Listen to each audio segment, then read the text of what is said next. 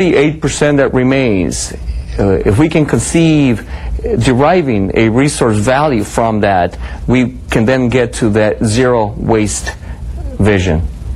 Will the bulky item pickup remain the same, or will there now be a charge for that service as well?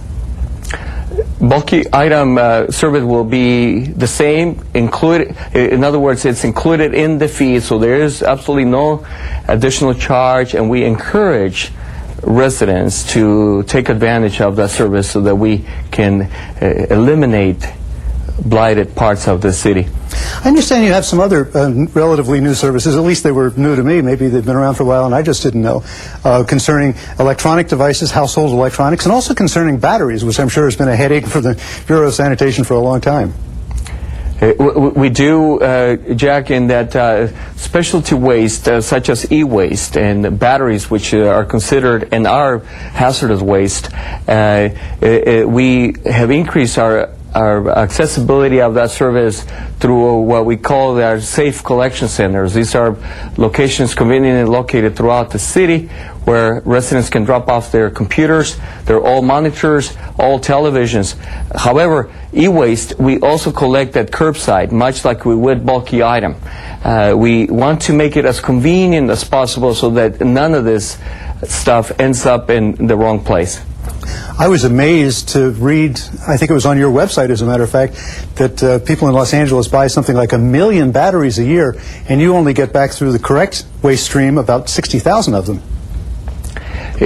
Unfortunately, our capture rate in that kind of specialty waste is low, because they're so small, and most of us think of it as an innocent, small little item that will not cause any harm. In the aggregate, that means when you have a whole bunch of small little batteries together, such as in a landfill, then they could cause severe harm to the environment. So the importance then is to treat each small little battery as if it were a bigger threat. And you've also made a kind of a cooperative deal, I think, with Jiffy Lube locations around town, haven't you? We have, we want to be innovative in that area. We, with Jiffy Lube being a depot for batteries, we already have a relationship with them for the handling of used motor oil. We want to expand on that relationship. We've done it with other commercial venues as well, working with Target to possibly also collect batteries through them, and Home Depot for other things. Just a multiple of potential ventures with the commercial sector. Is that only within the city limits, the city of Los Angeles itself, or would other Jiffy Lube locations or other Targets or Home Depots also take part? Jiffy Lube, we work in only for the city of Los Angeles. However, we have mutual agreements with the county in which a relationship that we build here can easily extend to other cities in the county through the county Public Works Department. And if our viewers want any more information on any of these topics or something perhaps we didn't get to, how should they contact you or find out from you? 311 is our one call to City Hall. Of course, we also have an 800 number in the Bureau, 1-800-773-CITY. 800-773-CITY. And of course at lacity.org you have a wonderful webpage with lots of links there as well. Absolutely. The Bureau of Sanitation Director, Enrique Zaldivar, thanks for joining us on Council Week in Review. It was a pleasure joining you today, Jack. And again, because the vote was not unanimous, the item will return to Council in 1 week when only a simple majority of 8 votes will enact the new trash collection fee. You can listen to City Council meetings as well as committee and commission meetings on the telephone by using the city's council phone system. In the downtown area, dial 213-621-CITY. In West LA, dial 310-471-CITY. For the San Pedro area, dial 310-547-CITY. And in the San Fernando Valley, dial 818-904-9450. Just follow the recorded instructions for the meetings you want to hear. And we invite you to address the Los Angeles City Council on any item on the council agenda, as well as during public comment. You may come downtown to City Hall or go to the Van Nuys City Hall and participate via video teleconferencing. Remember, you can watch all Los Angeles City Council meetings live in their entirety on Tuesdays, Wednesdays, and Fridays beginning at 10 a.m. On Sundays, you can watch the replay of all the week's meetings, also beginning at 10 a.m. Council Week in Review can be seen Monday through Friday at 9:30 a.m. and 6:30 p.m., Sundays at 9:30 a.m. Well, that concludes our program for the week ending August 1st, 2008. On behalf of Taffy Eason and everyone here at Channel 35, I'm Jack Popejoy. Thank you for watching, and please join us for the next Council Week in Review.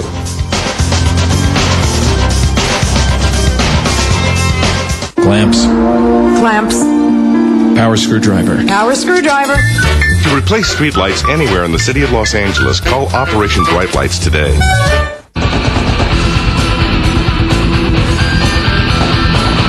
Hi, I'm Scott Smith. I live in LA. You're watching LA City View, Channel 35, our city, our channel. Ms. Dillard.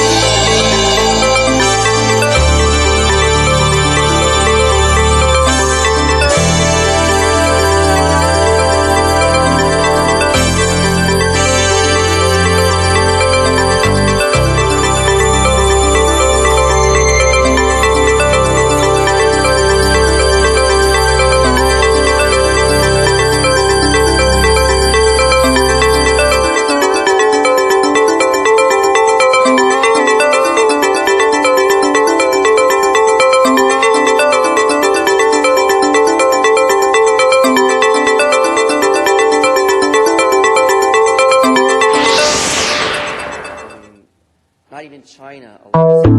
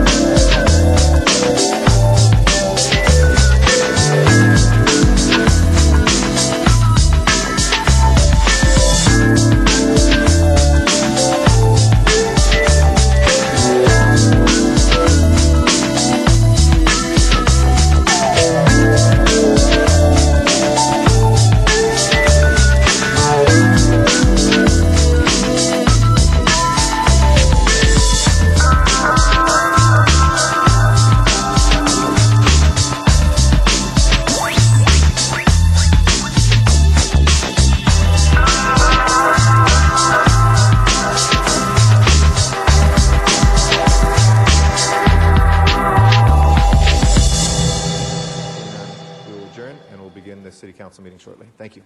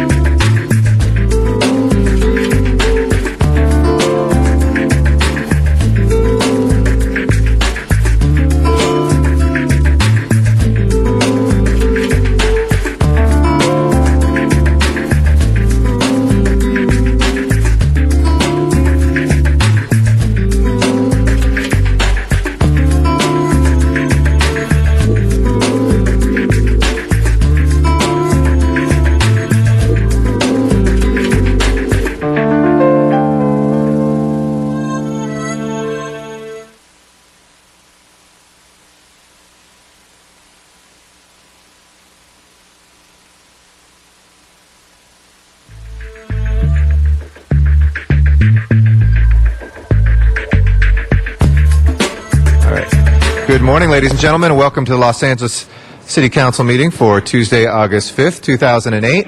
Welcome to the John Ferraro Council Chambers, and we are here every Tuesday, Wednesday, and Friday at 10 a.m., except one Friday a month. We try to get out to City Hall Chambers in Van Nuys for our Friday meetings at the beginning of the month. We have a quorum that is here. Just for the audience that is here, we want to thank you for being here and participating in the meeting, and our viewers on Channel 35, which broadcasts us live and rebroadcasts us in the evening.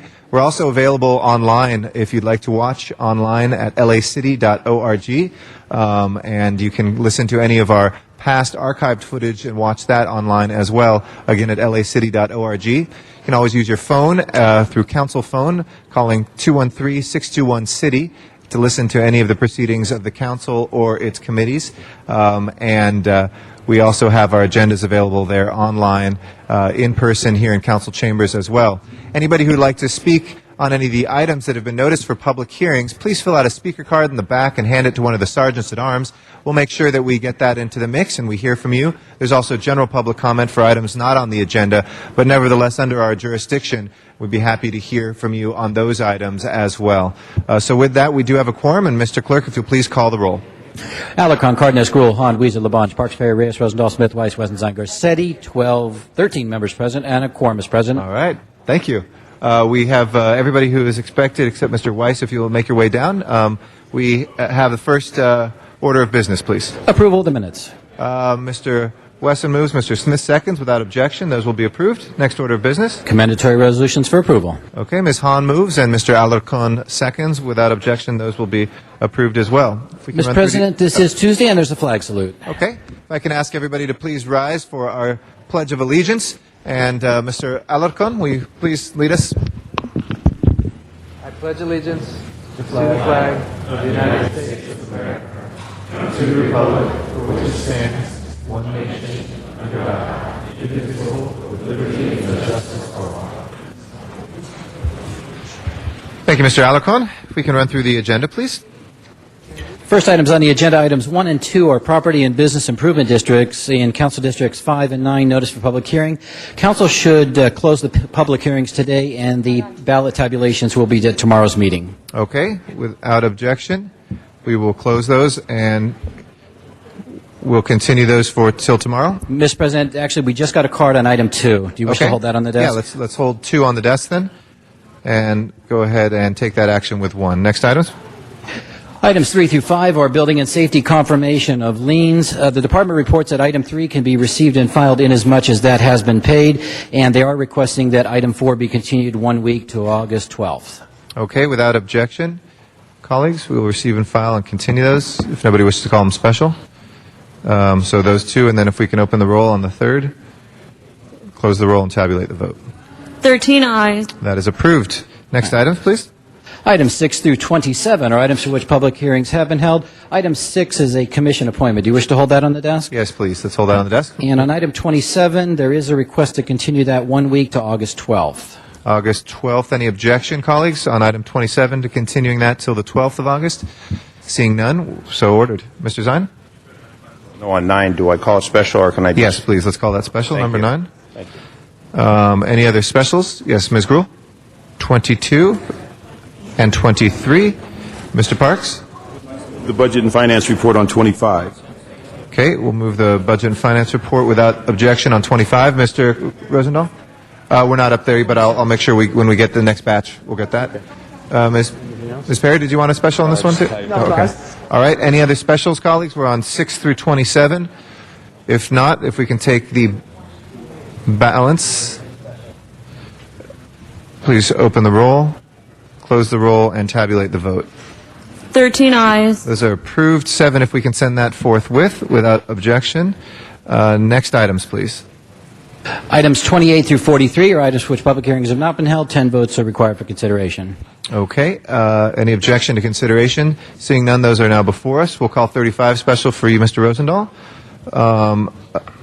Do we have cards from the public on any of these? Yes, Mr. President. There are cards on 33, 37, 40, and 43. Okay. We'll take the other ones, open and close the public hearing. Mr. Alarcon, did you want to call another special? Where's 35? Oh, 35, we called special. Mr. Rosendahl had called special? actually wanted to continue it till Friday. Okay, Mr. Rosendahl. Mr. Alacon wanted to continue 35 till Friday. Is that okay? Okay.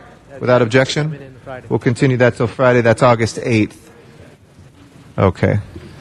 Any other specials? We'll open and close the public hearings for the rest. Mr. Labange? There's an issue about water, number 14, that we did pass on. Yeah, we just And I passed did that. just see the Department of Water and Power just arrived, so I'd like to call that special. Okay, we'll reconsider that after we get done with these Thank other you, ones. 14. Any other specials, 28 through 43? Ms. Hahn? No, yeah, I thought Mr. Alcon would have called 14 special, so. He did not. So for two requests, we will Okay, definitely good. get that reconsidered. Who's more special, Janice or me? You guys are tied as you're the more- most special.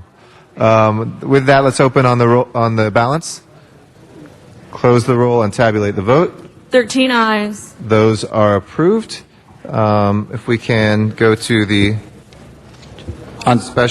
continuation agenda. On the continuation agenda, item 44 is an item for which public hearing has not been held. 10 votes are required for consideration. And I do believe there's a request to continue this one day. Yes, let's continue that one day without objection. Actually, yeah, continue 44 one day and also forthwith on 39. Okay, forthwith on 39 without objection. If we can now open the roll on reconsideration of 14, please. Please open the roll, close the roll, and tabulate the vote. 13 ayes. Okay, that is approved. That will take us to public comment, and we will now hear from members of the public, starting with, excuse me if I butcher this, is it George Ganault? And then Sky, you'll be second.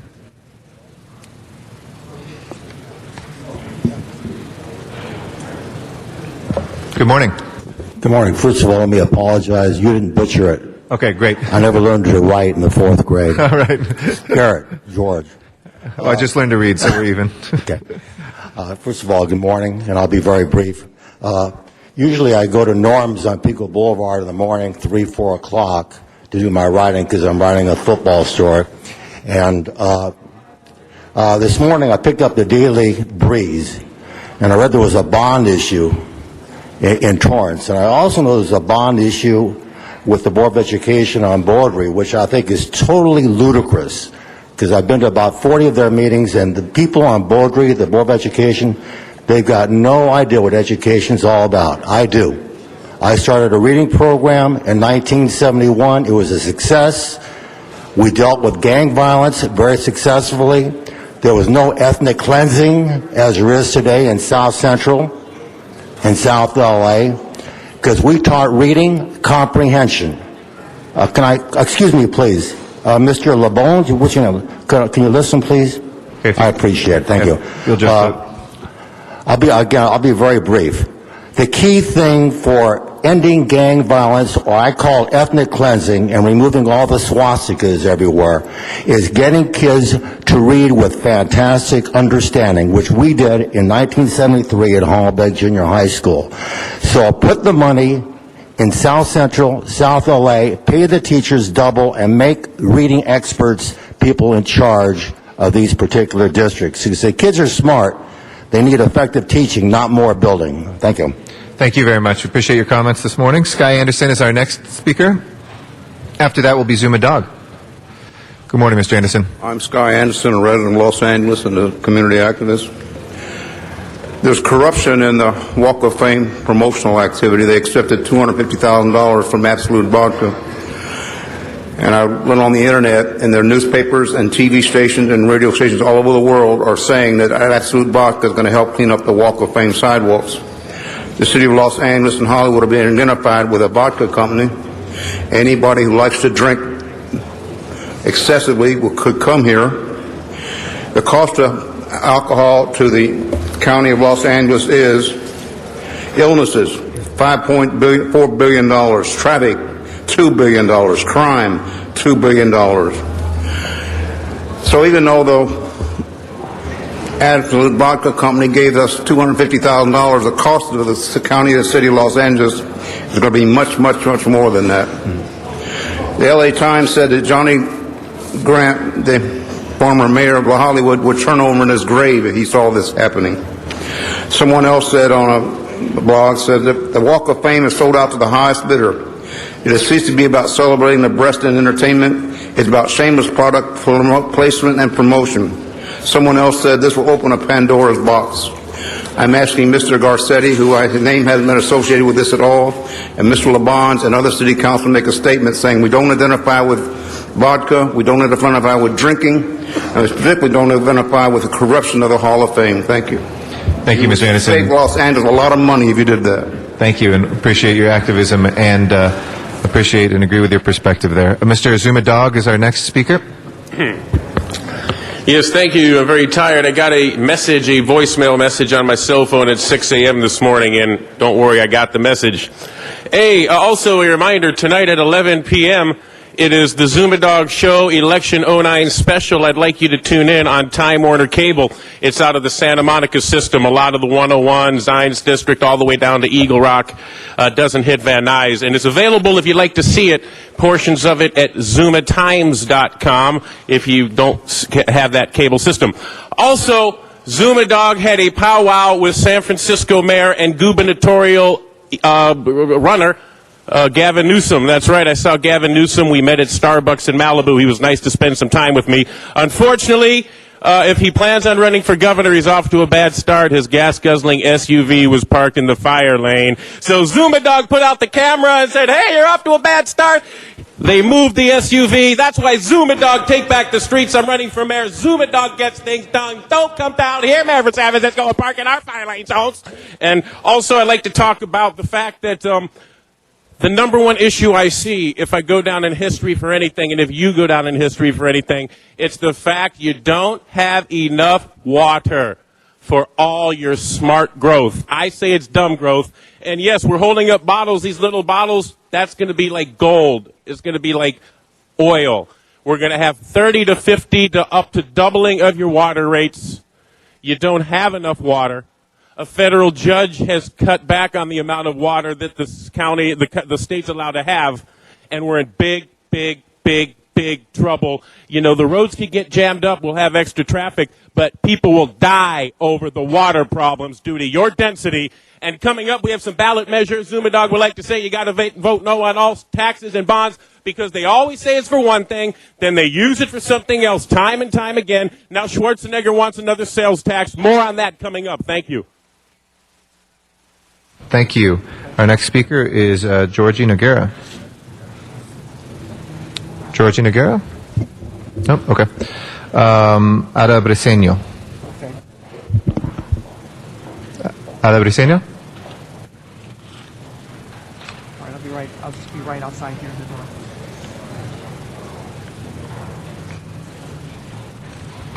Good morning. Good morning. My name is Ada Briseño, and I'm Secretary-Treasurer of Local 11. We're here today because we're at our wits' end. Teresa and the incredible warriors with me here today have been in negotiations with Aramark for the last 2 years. And they're here because they're still not being afforded dignity and respect. Now they're coming to you, and they're going to the community, and they're asking for help. They expect that as city leaders, you would be equally frustrated by the hollow offers and stalling that defines Aramark's tactics. They know that the taxpayers and the community would expect you to hold those contracts to standards of fairness that ensure livable wages and affordable health care. These workers who have come to you with respect do not make big money. They're struggling and they're fighting in a suffocating economic environment. Meanwhile, Aramark has made gross revenues of over $8 billion last year and thrive as one of the 3 largest food service corporations in the world. Hear these workers. Please contemplate the challenges of living in this city on $12 or $14 per hour. And then remember that you have a role in this. You can play a part of helping ensure better lives for these folks. We respectfully urge the Council to assume the role and let Aramark know that they need to treat their workers fairly if they want to do business with the City of Los Angeles. Thank you very much. Thank you very much. Our next speaker is Bridie Roberts, and then Trejo. My name Good morning. is Pastor Bridie Roberts. I Bridie, am excuse a me. minister in the community, and I also am the program director at CLU, Clergy and Laity United for Economic Justice. We represent over 600 religious leaders and congregations in Los Angeles alone, and continue to represent up to 1,000 in the state of California. I am here today with Teresa and her fellow workers who stand behind me to urge this city council to take responsibility for Aramark's treatment of its workers at the Los Angeles Convention Center. Aramark workers at the Convention Center represent us. Every day they prepare and serve food to visitors and conventioneers who visit our city. To many people who come to Los Angeles for the first time, they are the face of Los Angeles. They work hard, they represent us, and yet they face the grinding challenge of working and living poor in Los Angeles. As you've heard or are about to hear more from the workers, these workers' contract expired over 2 years ago. Meanwhile, after 2 years of what seemed to be bad faith negotiations, they've been offered a meager pay raise and what amounts to a downgrading of their health benefits. In this economy, where we are all struggling to get by, this is nothing short of mean-spirited. I have stronger words that I would use for it as well, but I'll skip those. Quite simply, if Aramark continues down this path and refuses to negotiate a just contract, they should lose the contract to service the Los Angeles Convention Center. It would be inexcusable for this council, as a public client, to continue in a contracting relationship with a company that does not respect its workers. Indeed, it would be a violation of public trust to not listen to these workers and to perpetuate Aramark's injustice with public dollars. Therefore, I join Teresa and her colleagues in urging that the Council ensures that Aramark knows that taxpayer money cannot be taken in one hand and use the other ones to squeeze the hand of the workers. I ask you to be the progressive and responsible council that you are and to take action. Thank you very much, Bridie. Trejo is our next speaker. Good morning, council members. Good morning. My name is Teresa Trejo, and I have food service worked for Aramark at Los Angeles Convention Center. I've been a coffee barista and a bartender for 9 years, and I love my job. Unfortunately, our employer, Aramark, doesn't feel the same love for its workers, and we need your help. The facts are simple. Our last contract ended in July 2006. Over 2 years later, in the most recent proposal, they offered only 2% raise. And the 2% raise will mean like 26 cents per hour. They've also offered to increase our healthcare payment by only 1%. With the rising healthcare costs, this means we no longer have a free healthcare. I have 2 children, and realistically, it's tough to afford groceries, especially since our prices are going up. It's tough to afford gasoline that costs $4.50 a gallon, and with Aramark's offer, I don't know how we will afford healthcare either. They are making offers that we literally can live with. We work very hard and we deserve a contract that allows us to live with dignity and to make the ends meet. So I am here with a simple request.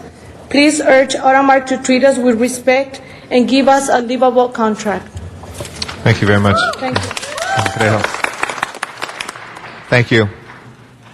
Our next speaker is in Van Nuys, Miriam Fogler. Yeah, good morning. I don't know who is attending today, but I'm wanting to clear some problem here. On Friday, Wednesday, when we passed the trash fee, I was under the assumption that the money was going to somehow or another was going to go and help the city workers.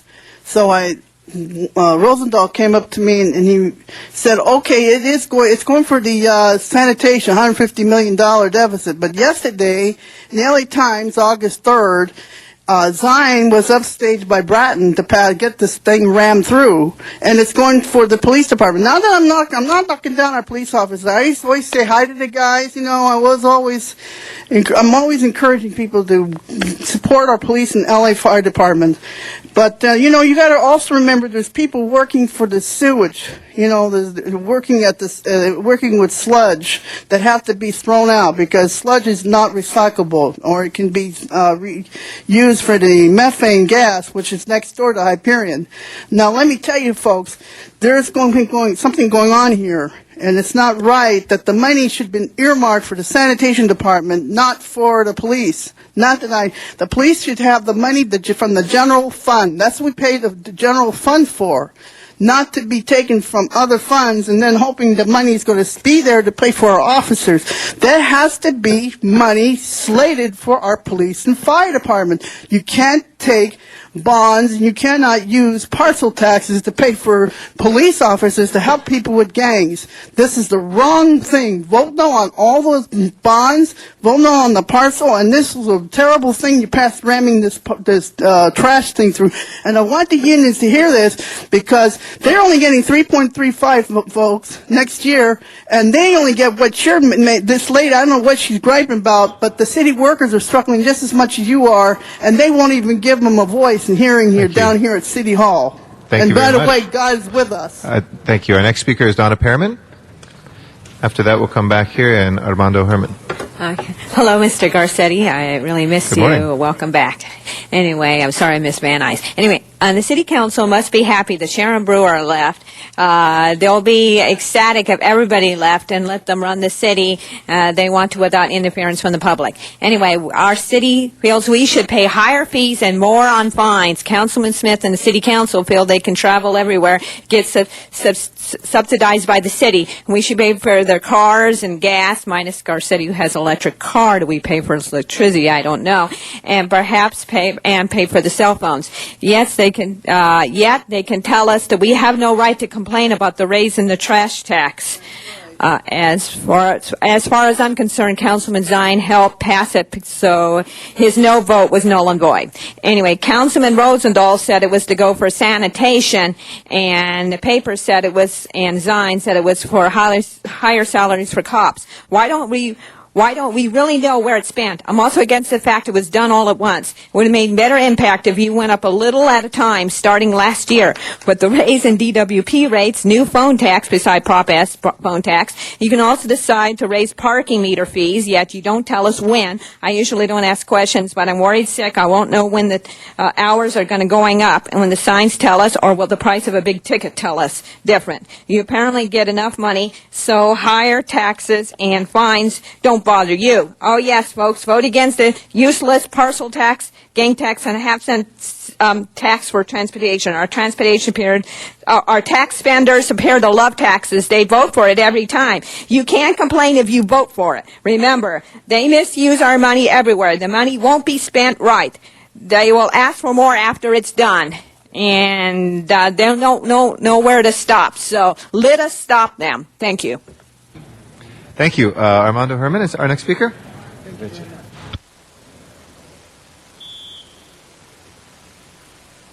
It is imperative today that we get a complete picture of political failure. Arguably, we need to know more about this issue that I bring to your attention in order to make sure we do what is necessary to protect people, your neighbors, and friends. Friends of Los Angeles, you have been a victim of gentrification, redevelopment, and the proposed projects of revitalization. Then you are a victim of outside interference, deliberately pushed onto a future that the city feels they have the control of. The Community Redevelopment Agency, CRA, has negotiated with Friends a view of a community improvements with developers and, unfortunately, with members of council and the mayor to eliminate us from participation.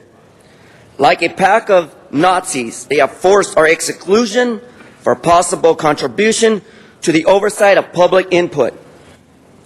The result, a dictatorship of extreme right through bad decisions of business and leadership. Their ideology of belligerent nationalism, as I look at it, fascism. As a result, their friends and the conspiracy behind this is about a new future for who? I went to this town meeting and I wasn't happy with it. It was not a town meeting. The people in our community didn't have a say-so there. Only 3 people got to speak on behalf of these improvements. No. CRA needs to be upfront with its community members. It needs to be upfront with the city of Los Angeles and those who oppose of their strict rights. In this breakdown, I ask that City Hall investigate their mission and their conditions in use to address the investments and economically depressed communities. Thank you very much, We, the public, Mr. Herman. demand every action of the CRA and the City of Los Angeles Thank subject you. all complaints. Thank you. Mr. Rick Nightingale is our next speaker in Van Nuys, and then we'll come back here for Daniel Wiseman. Yeah, good morning, Rick Nightingale. This is regarding the article in the paper about graffitiing. That they turn around and these people think that they have the right to shoot people and so forth regarding gang violence and so forth. I'm sorry to say, I realize everybody's griping about this Order 40, and I don't know the whole situation. But I tell you, if you turn around and hire these, you find these graffiti people and you arrest them and all that, you take them and you turn around and you transport their whole family to, back to where they came from. If they're illegal, you prosecute them and you take their whole family, you take them with them to show an example that we will not tolerate this. That somebody can turn around and say, since we're taking their heritage away from them from on the wall is truly ridiculous and anything else. And where they think that they could come here and cause this type of violence and we stand by it. I'm sorry to say, you people just you're just not doing your job. And if the chief police don't want to do it, then get rid of them. You have the power, use the power. I don't know what you think that us people are supposed to do, but then you wonder why we turn around and go to violence ourselves to turn around. Because I've arrested some graffiti people before over around my apartment building. I don't care. I handcuffed them to a fence and called the police. If this is what we have to do, then we will have to do it. Whatever it's going to take, it's going to have to be done. And if the rest of people do what I've done and get their neighborhood watch to do it, then that makes the police look like a bunch of fools. And then let's go back to Smith regarding my drag race. I'm not going to drop it. I wish the council will do something about it. Talk to him. I'd still like to have a phone call from him to know what I could do to get information regarding it. Who I can see to whatever I have to do to get a temporary permit to turn around and go talk to other people, because they're not going to talk to me unless I have something from the council, a verbal, that, hey, yeah, we could be interested. You want to get rid of the drag races, then do something about it. Thank you. Tell them it's fun for the kids. Daniel Wiseman is our next speaker. After that will be Matt Dowd. Thank you very much, Mr. Chairman. I want to invite at least several of the previous speakers and anyone else in view of this to become involved in the neighborhood councils in your neighborhoods. I think we have the potential of bringing issues and material to this body that is very important. I'm going to now split the rest of my time between 2 topics, so unlike last Wednesday when I appeared here, I didn't have to come back on Friday to go to the second one. The first is the Department of Water and Power Memorandum of Understanding with the neighborhood councils. I would very much like to engage you members of the City Council in bringing us into a real working relationship. A Memorandum of Understanding, of course, is just an agreement between friends. The situations boil down to whether we're advisors, whether we're advocates, whether we're adversaries, or whether we're friends. And I think we're up on those upper 2, not the lower 2. We're going to need your help, perhaps with council files, to help to bring this back together again. The other issue is one that, as many of you know, I've taken much to heart and I'm going to continue working on, and that's the hazards in the West Valley in and around Santa Susana Mountain area. Not only is the Santa Susana Field Lab the source of the problems out there that have occurred over the last 60 or 70 years, but there are several areas that are of great importance to us in their development and in their safety. If this area, if some of this mountain area is to be made into a park by the Santa Monica Conservancy, we want to know that it's safe to do so. If this area is to be developed for 150 homes by the Centex Company, We want the Centex company to know, and we want to know that it's safe to do so. We have not got that confidence at this time, and we engage you to help us to do so. Thank you very much. Thank you, Mr. Weissman. We'll go back to Van Nuys, and Matt Dowd is our next speaker. Then Heffy will follow. Yeah, thank you so much. Matt Dowd. Hello to Channel 35 and down there in Council Chambers downtown. But I'm going to make an official declaration. Now I'm going to make Van Nuys the official. See, we got more people here than you now. Look around. Zoom is going to be coming up here, I'm sure, after I give that shout out. Anyway, here's what I want in the city of Los Angeles.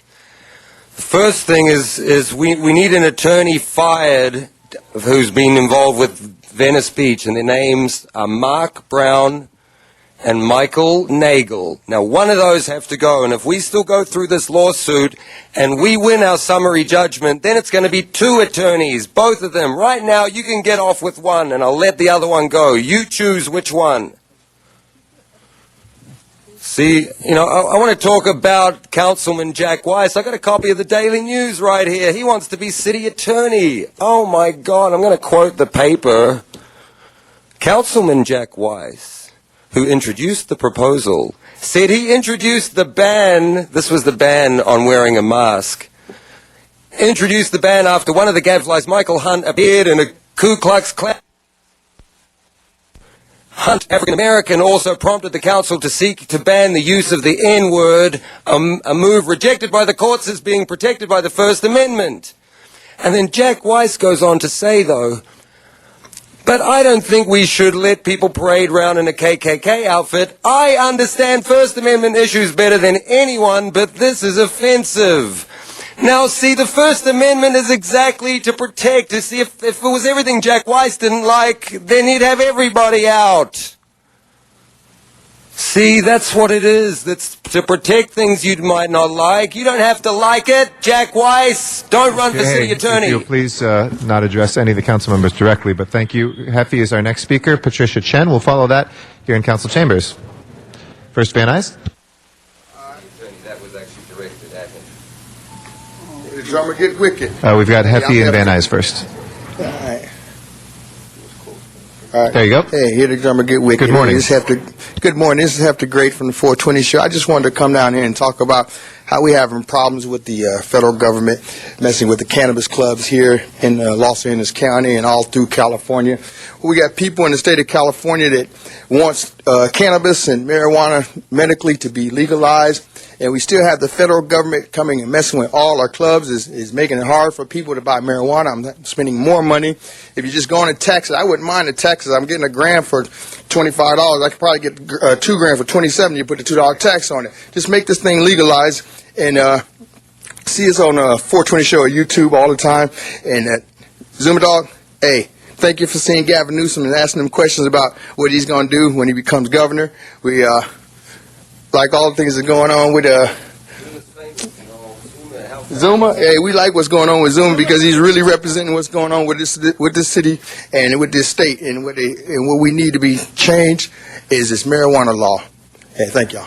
Thank you. Our next speaker is here in council chambers, Patricia Chen. Good morning. Good morning. My name is Patricia Chen. I'm with Miles Chen Law Group. I represent Marion Lederer and the Marion Lederer Family Trust. 23134 Sherman Way is the Lederer estate, which the city has designated as a historical monument number 204.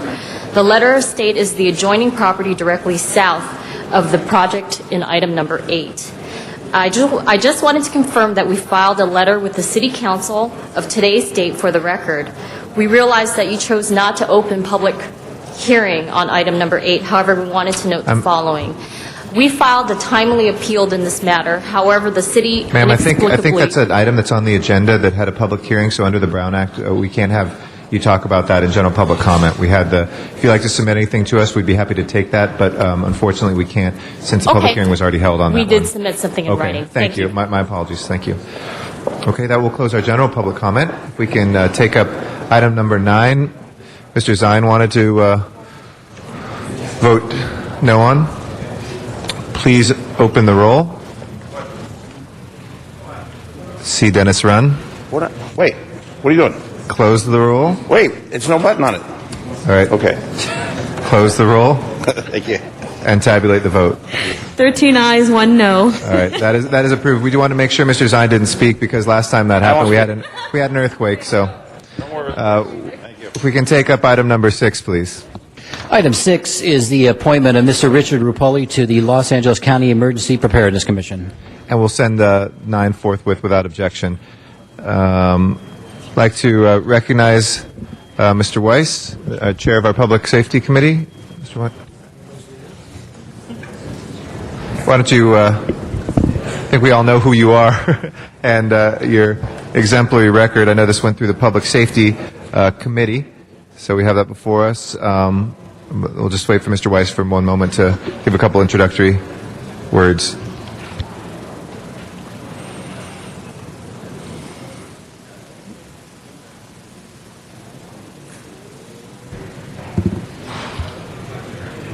Well, while we're waiting, why don't you give us a little bit of background on your interest in serving in this position? And obviously it dovetails nicely with your day job, but give us a little information, please. I do have a great deal of interest in emergency preparedness. My role, one of my commands are Emergency Operations Division. Part of the responsibility is emergency preparedness. Greatly involved in that. We have a wonderful working relationship with LA City Fire, as well as Emergency Management Department. As a matter of fact, the fire rep, Assistant Chief Varela, is on this particular commission, as is Commander Mike Grossman, my counterpart with LASD. So we already have a relationship, a good working relationship, I might add. So this is kind of a natural fit for me because part of my role is the Emergency Preparedness Coordinator for the Los Angeles Police Department. Okay, great. Well, with that, why don't we call on Ms. Hahn as our next speaker. Thank you, Mr. President. I certainly rise to support your appointment to this commission.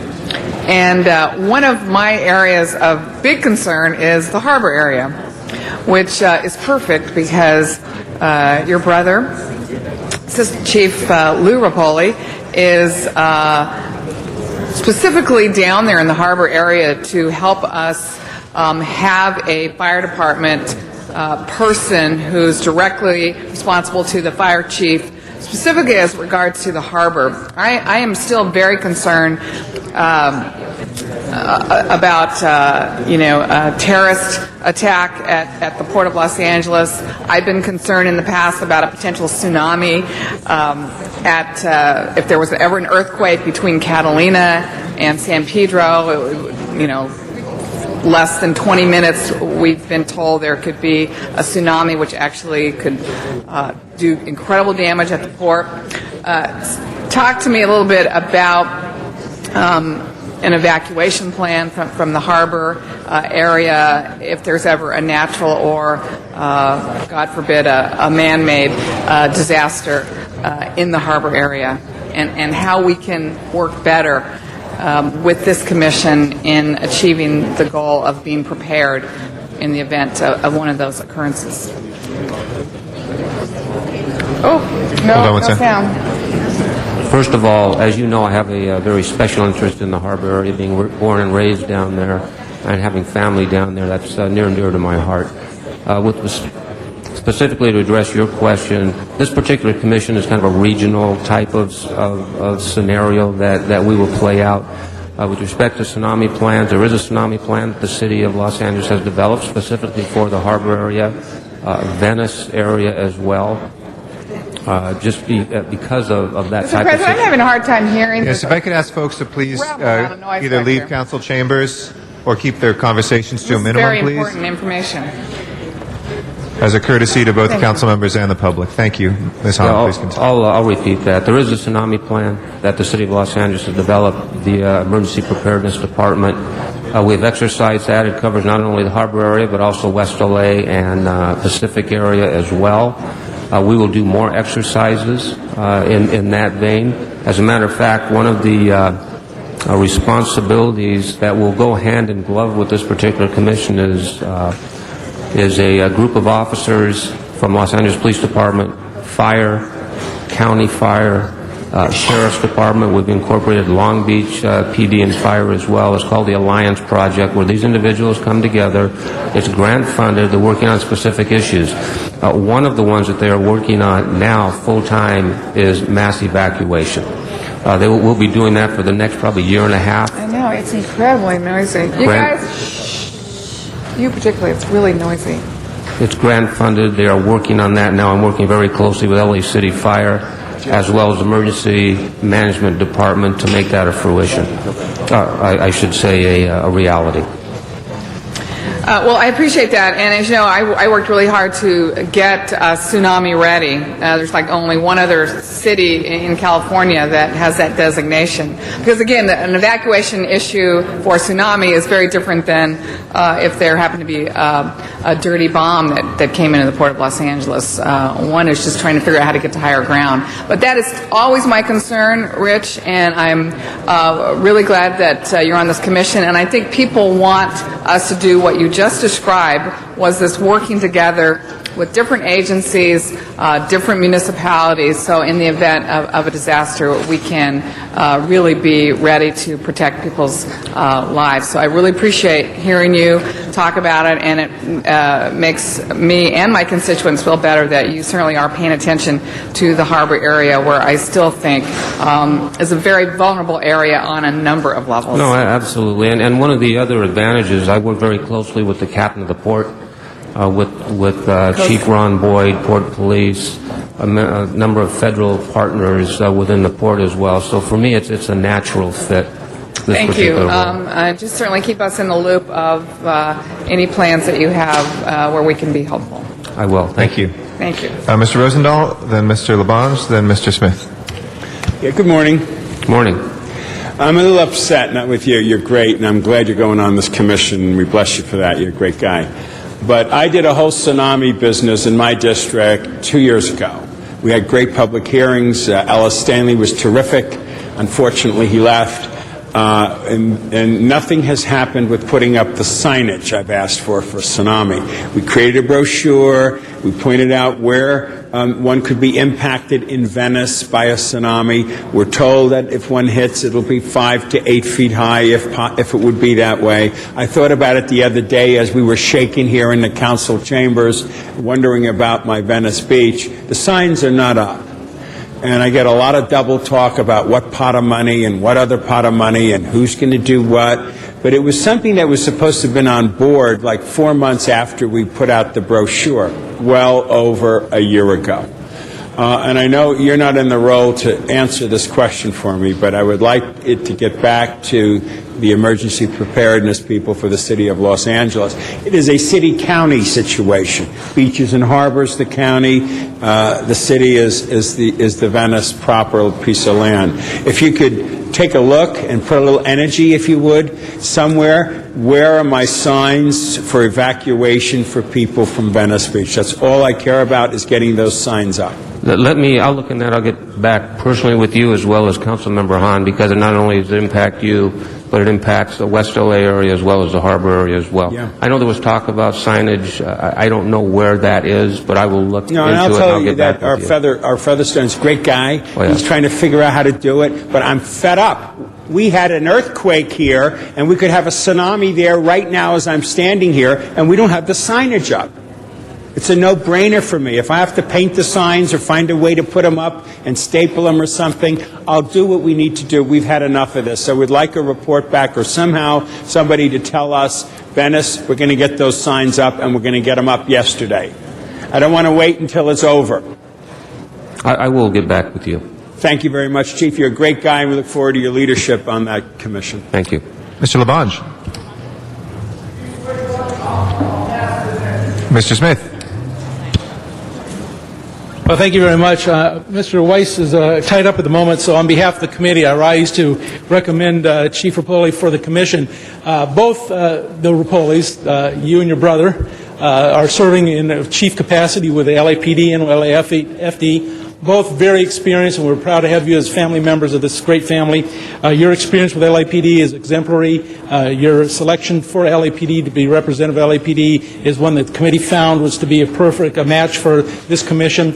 You understand the importance of emergency preparedness, and as we go forward in this city and try to incorporate all the activities we are doing, we know that there's a need to communicate with our fellow police and fire units throughout the county, particularly as it respect of mutual aid.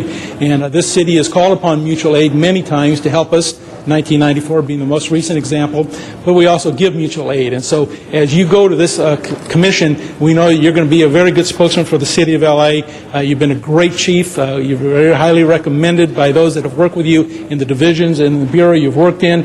And so the committee was very happy to recommend his appointment. And with that, unless Mr. Labange wishes to close this, we'll go ahead and recommend the committee action is to approve, and wish you the best of luck, and thank you for serving. Thank you. I appreciate the kind words. Thank you, Mr. Smith. Mr. Tom Labange. Chief, say hello to your brother. I will. Number one, where did you go to high school? San Pedro High School. Okay, what happened the last Friday of the month when you were in high school? At 10 o'clock in the morning. There was a drill. There was a drill. Right. So what I'm asking, and this council is going to be asking, and I want you to take this commission, because I think there's a historic enough of people who remember the last Friday of the month or the first Friday of the month or whatever we choose, that we have disaster preparedness, not just in our schools, but in our workplace, at any recreation place, also a focus on the emergency broadcast system. There will be another earthquake. Just as the other day, and Dennis Zine made his famous speech, earthquake, earthquake, earthquake, this building moved. This building moved. And consequently, we have to be prepared. How often do you go to the academy to train? Me personally, or Yeah, you in-service personally. officers? Or an officer. What's the once a month they got to qualify, right? Once a month to Well, qualify. once a month, we as citizens of Los Angeles and Southern California and California should qualify for preparedness. Because what we have here is a generational event. If you look back in our lifetimes from the 71 earthquake in Sylmar, 87 in Whittier, 94 in Northwich, and this Chino event of last week, 10 to 15 to 20 year period of a gap. We need preparedness. So what I would ask you, Chief, and Rapoli has never let me down, I want you to voice that. Let's pick a date, whether it's the first Friday of the month or the last Friday of the month. And maybe the first Friday of the month would be better because it's the first of the month and everything's bright, usually the first of the month. Let's have preparedness for our workplace. And if you carry that message, we'll make it safer for all Californians. I will. Good. Thanks a lot, Chief. And you're a very great representative of the Los Angeles Police Department. Thank you. Thank you very much, Mr. Labange. With that, let's go ahead and prepare the roll in the nomination and tabulate the vote. 13 ayes. Congratulations, and we will send that forthwith without objection. Thank you. Next item, please. Item 2 is called special for cards from the public. Okay, we've got 2 cards. Renee Watkinson is our first speaker. And after that, we've got Armando Herman. Good morning. Good morning, honorable and distinguished council members. My name is Renee Watkinson. As Vice President Director of Property Management for Century Plaza Towers and 2000 Avenue Stars in Century City, I'm here today representing the ownership of both properties, 100 Towers LLC and Entertainment Center LLC, as well as the Century City Chamber of Commerce as the current chairman of the board supporting Century City bid. Existing maintenance for public common areas in Century City is limited to the medians, which includes fountain and bridge maintenance as well as landscaping. The P-bid will allow for improved and expanded services such as general street maintenance and security bike patrols. Currently, only a few property owners pay for the existing and limited common area maintenance throughout Century City. The P-bid will provide for fair and equitable allocation of the maintenance expense to all property owners who benefit from the approved and enhanced services. As one of the largest property owners in the district, representing more than 3 million square feet of Class A office space, destination dining, a cultural pavilion, and a 4-acre park, we will incur a significant percentage of the expense burden. Yet we believe that the bid services will significantly improve our Century City community and enhance the value of our assets. I respectfully request your approval of the Century City bid. Thank you for your time and consideration. Thank you very much. Our next speaker is Armando Herman. Mr. Herman here. Not, we'll go ahead and close the public hearing on that, if we can prepare the roll. Yeah, Mr. President, that's all the action would meet Okay, today. we're just hearing that close today. the public All right, hearing. we'll continue that then, close the public hearing. Next item, please. Item 14 was reconsidered and called special by Councilmember Labange. Okay, Mr. Labange and Ms. Hahn. So, Mr. Labange on item 14. We have the distinguished members of the Bureau of Sanitation, Department of Environmental Affairs, Jim Yannata with the Department of Water and Power, Adele, Doug, everybody. Give us a little briefing here. Members, this was on the agenda, and I spotted it along with Ms. Hahn.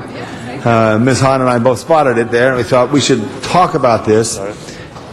Who's going to lead? I'll lead. Give us an opening overview.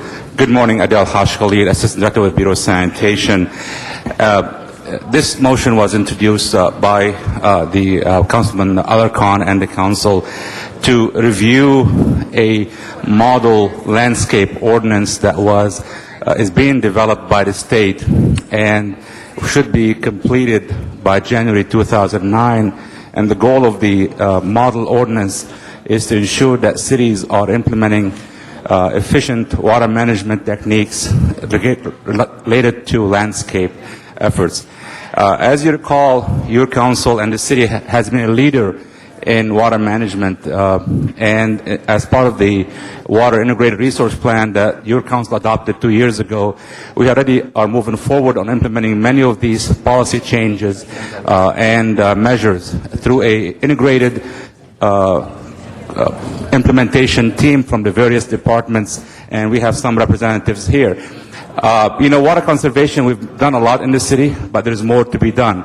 The motion by the direction from the council is to look further and see to make sure that we are in alignment with the state direction, the model.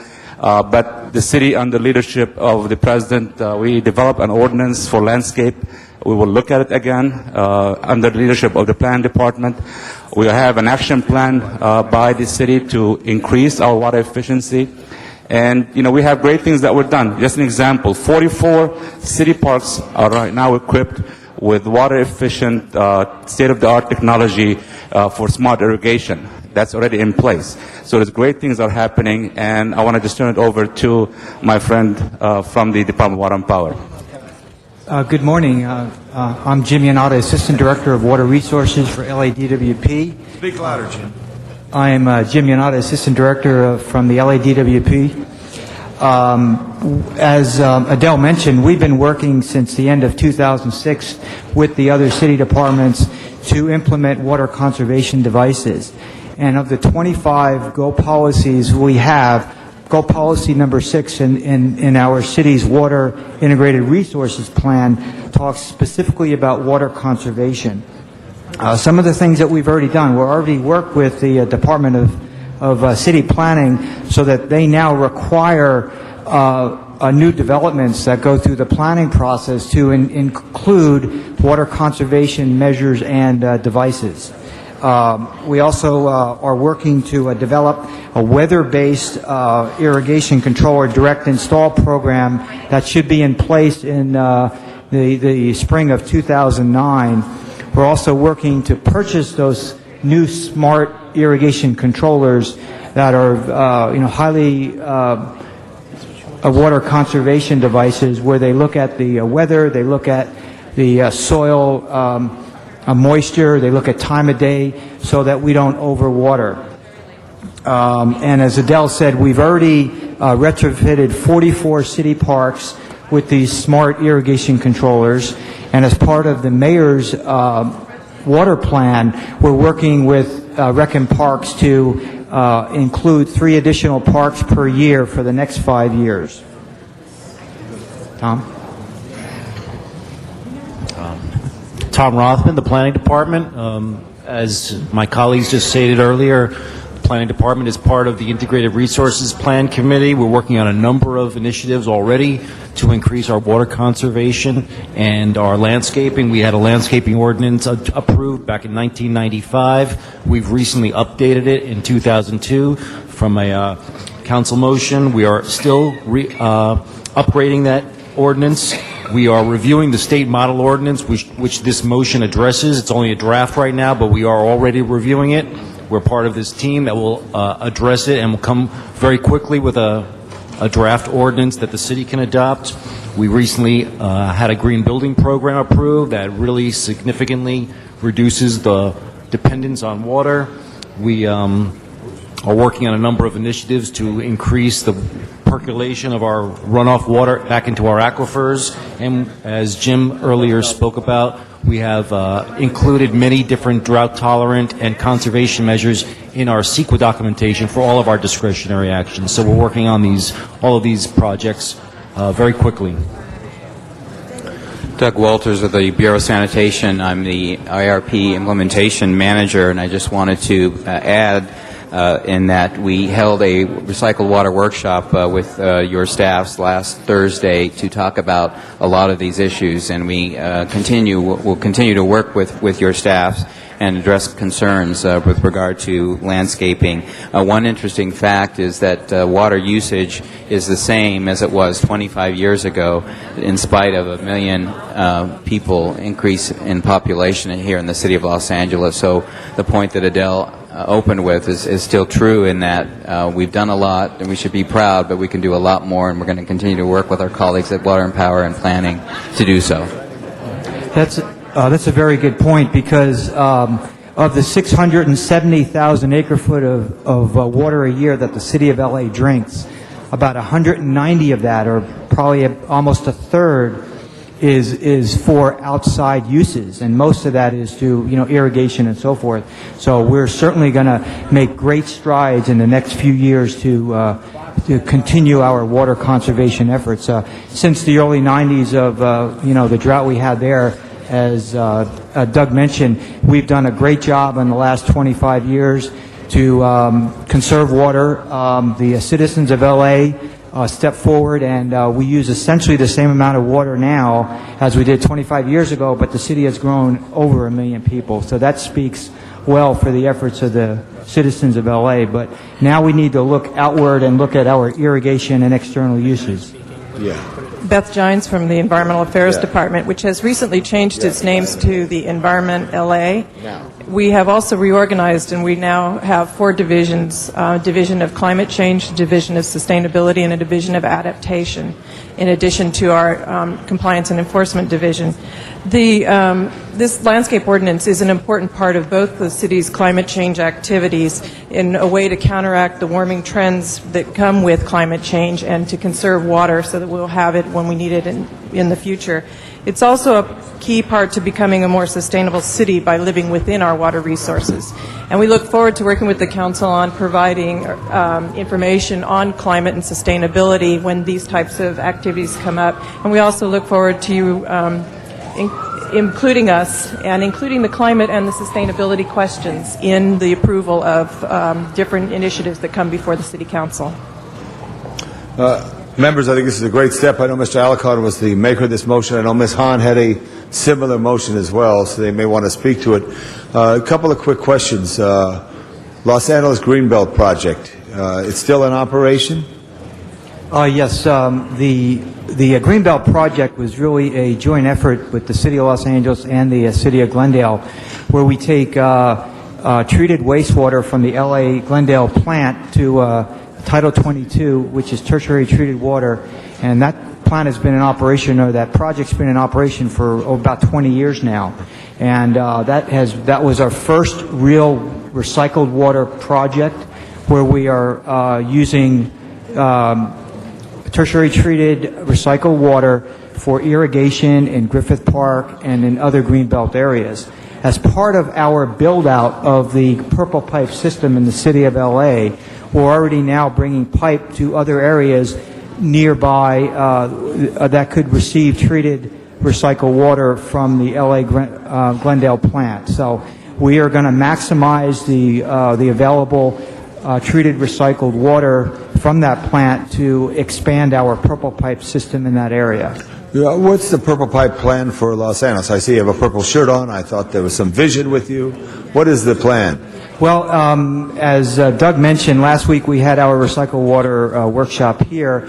It's basically laying out the mayor's water plan, we have a vision that by the year 2019, our goal, and we're certainly going to achieve it, is to recycle at least 50,000 acre-foot of water a year to displace the need for potable water.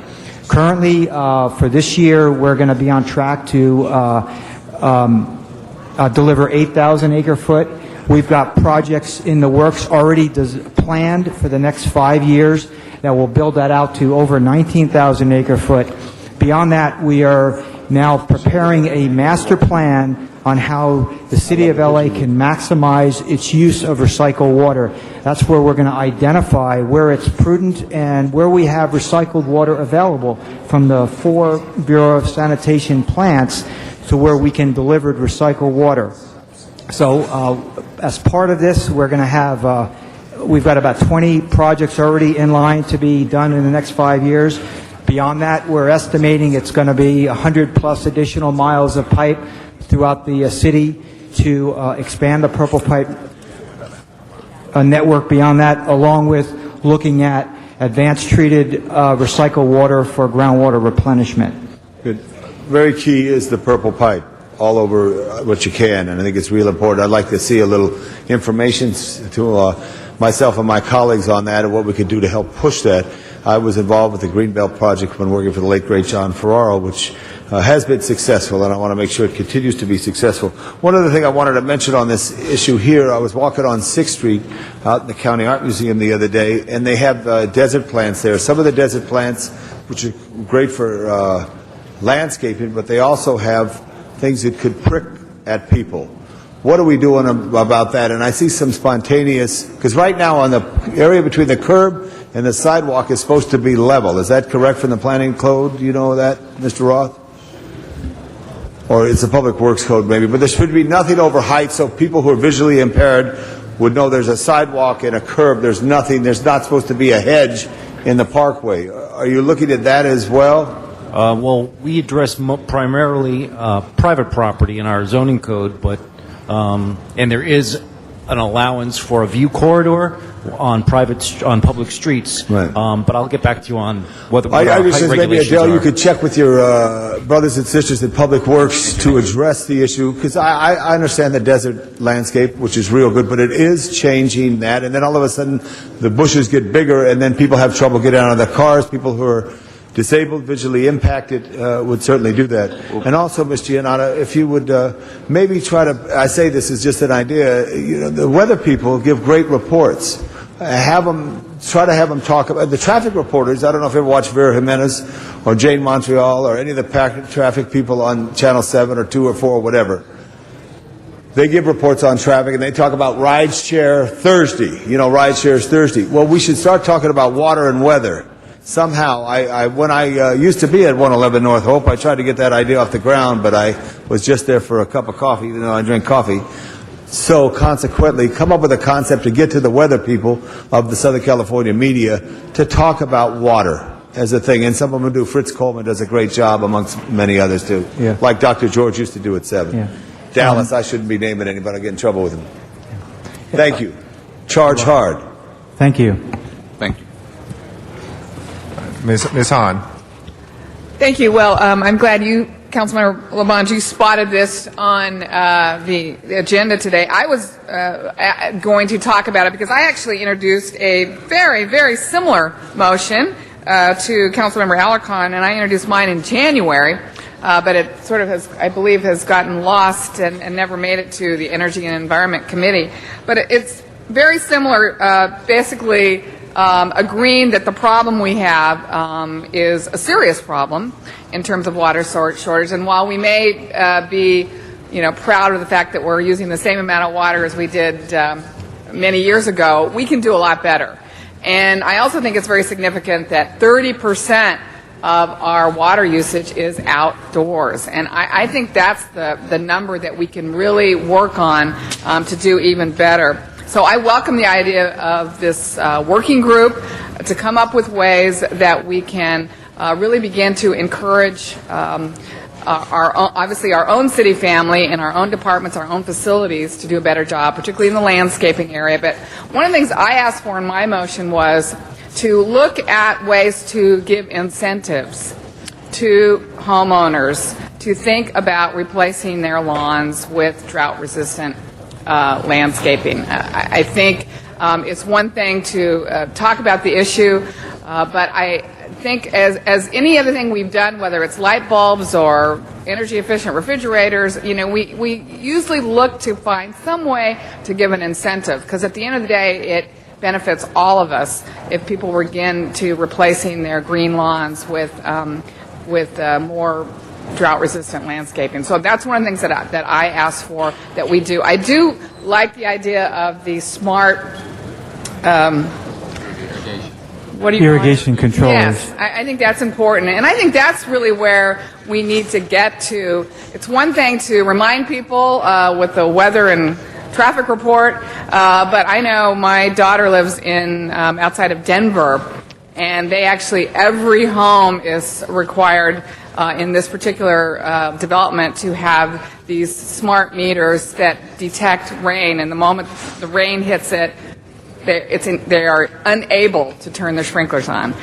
So again, I think we need to help people out by trying to figure out how we can market and develop those kinds of things, for private residential uses. But I am glad that we're putting that in our own parks. We've got some way to encourage us to not be watering when we shouldn't be. So I welcome this task force. I would just like you to look at a couple things that my motion asked for, which was incentives, particularly. I think that's the only other thing that I asked for. Oh, and also I said let's explore the possibility of requiring new developments to use a combination of drought-tolerant and native plants for the majority of landscaping, including all city projects over 50,000 square feet. So when we come back with this ordinance, hopefully you'll take a look at a couple of things that I asked for. Well, already the Department of City Planning is requiring the larger developments that go through the CEQA planning process to implement the water conservation measures and devices that LADWP has now put forward. So, and does that include landscaping? Tom Rothman, Planning Department. Yes, actually twofold. We have new mitigation measures for all of our projects of 50,000 square feet for commercial or manufacturing, or 50 units of residential or more.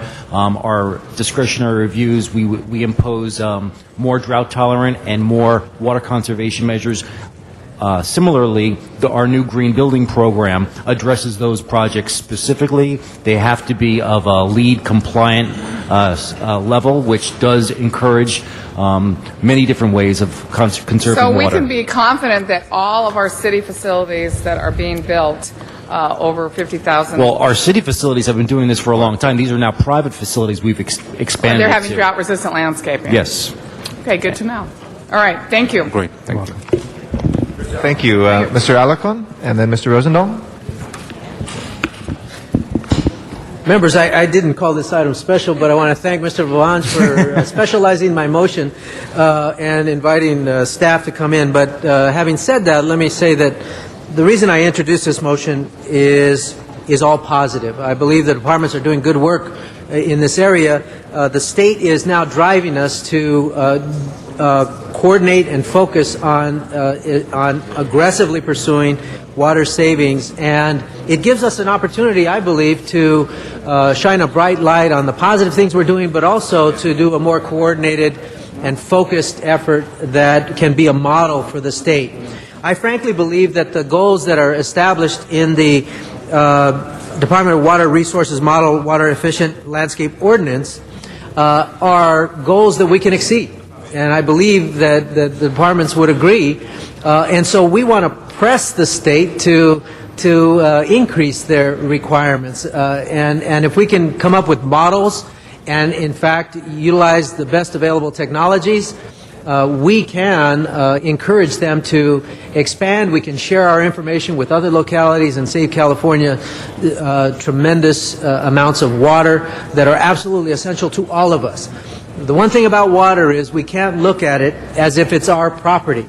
It is property that comes from someplace else, not just the sky, but from north of us and east of us. And out of respect, we should encourage the state as a whole to save water wherever possible. I know that DWP has been in the lead position to utilize some of these technologies, and Public Works is joining with them. And of course, we have all the water use at Rec and Parks, and these are the critical departments. But the team that we are putting together by virtue of this motion, I believe, will give us an opportunity to respond to the model ordinance that was drafted by the state. And even further, I think that the city of Los Angeles will be a champion on this issue, and that's why I introduced this motion. So I want to encourage the departments to continue the good work you've been doing. I'm expecting you guys to get some awards for this. And I really hope that you do, because that would mean that we would save the people of Los Angeles and the people of California water that is so vitally needed in a state that regularly experiences drought conditions.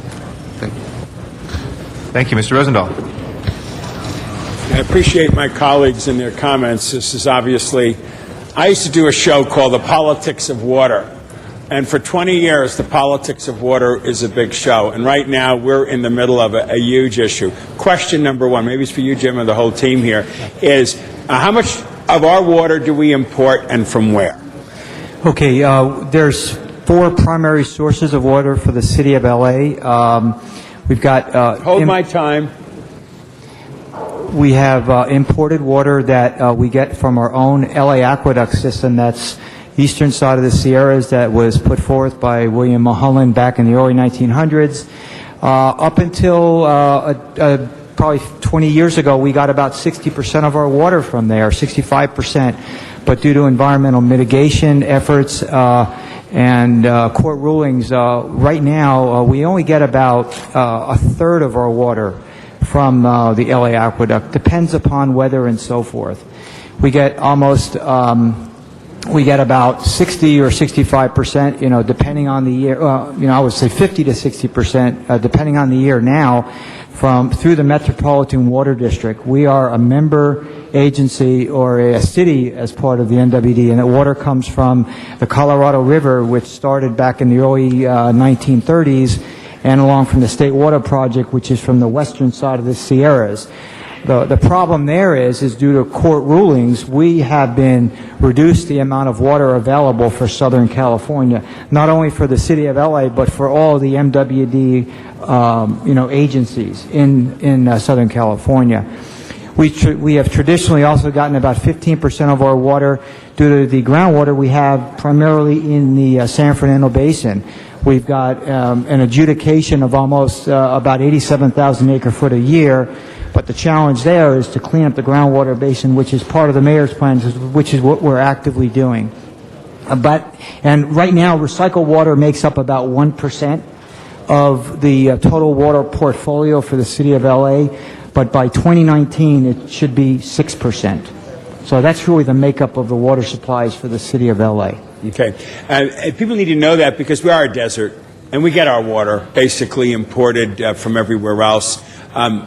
Next question, the Delta, the aqueduct, and everything up there. What's your take on the seriousness of, be it an earthquake where the damn thing just flows down, kills all these people, we get no water, and the smelt and everything else? How do we deal with the Delta? What should the governor and the legislature be doing about the Delta right now?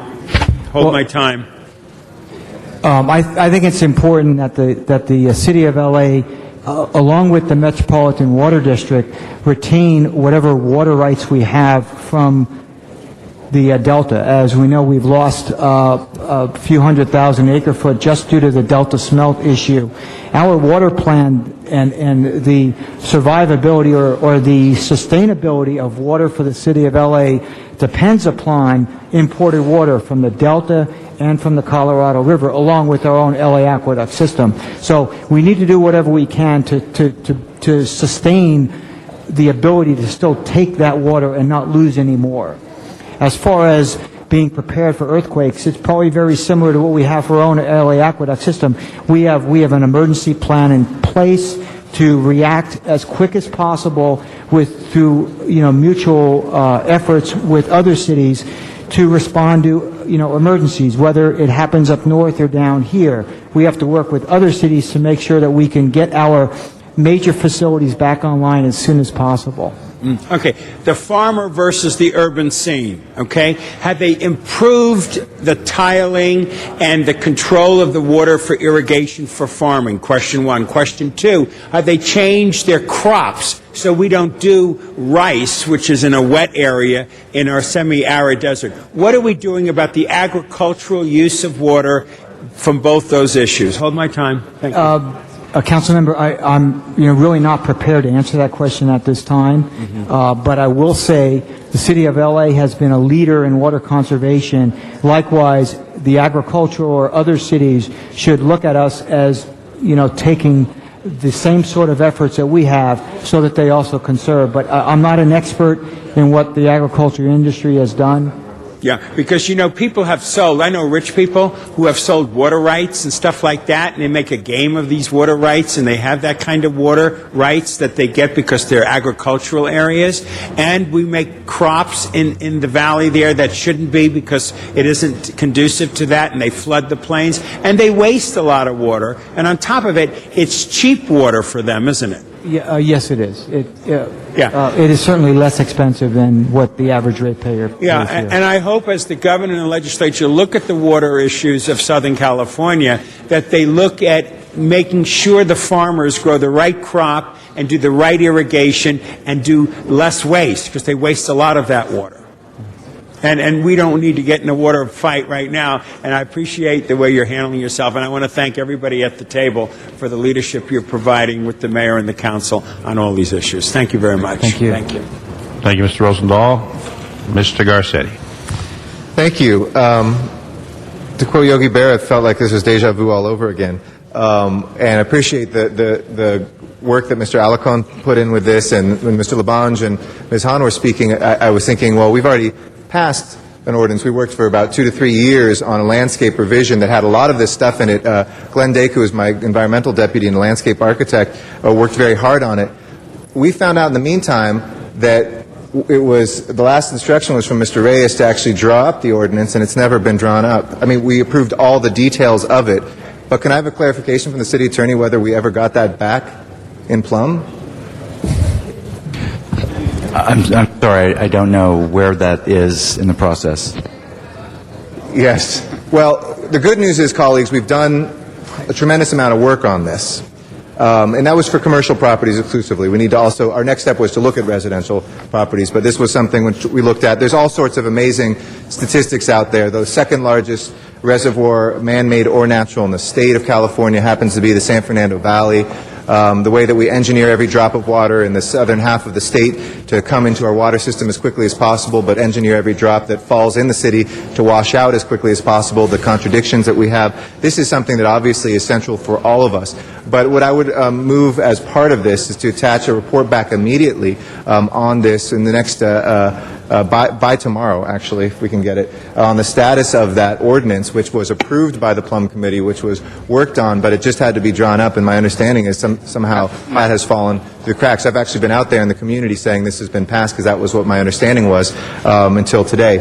And if that can get to the Plum Committee, we can actually have an ordinance, colleague, and what we can do is, if we want to add residential to it, we can look at some of that and use that as a jumping off point. But it's a great written ordinance. It's something that looked into the detail of how we can get close to xeriscape, how we can get water infiltration, how we can look at greening the city but also preserving water. And that should have already been passed a couple years ago now. So if we can get that as part of it, and maybe we have some information on that. Yeah, in our research on existing landscape ordinance, my understanding is the original ordinance that was in 1996 was amended on April 10th, 2005. So that amendment did go through? Yes, that is ordinance number 170978. Okay. Well, then that's better than waiting a day. So the changes that was drafted by the city attorney, it was incorporated as amending the current one? It's the official one on the record Okay. right now. It's being used right Well, now. colleagues, as part of that, this incorporates a lot of the state directives. We are a couple years, just like with green building and stuff, a couple years ahead of the curve. But I'd like the CLA to coordinate with the department and find that out, because if there's any discrepancies or anything that needs to be written either into amending the existing landscape ordinance or in writing a new one. We'd like to get that done because a lot of that work has already been put forward, and I think it can really accelerate Mr. Alacon's motion and Ms. Hahn's motion as well. We can collapse those together. Okay? Thank you. Ms. Gruhl. Thank you, Mr. Garcetti. And this conversation is reminding us all of some of the motions we put forward. And we put forward in 2006 a smart meter recommendation to the Department of Water and Power, asking them to come forward with incentives as to how to do the smart meter program. Because we started with the, some of our golf courses, and I think in Mr. Cardenas's district there, but ways in which we can encourage the public to participate. Not only just a requirement, but some incentives. So my hope would be as well that gets incorporated, and maybe we even do a council file search with the CLA's office to say, okay, there were a lot of ideas that some of us came up with, and even plans, as Mr. Garcetti mentioned, of real items that we ensure are part of this plan going forward.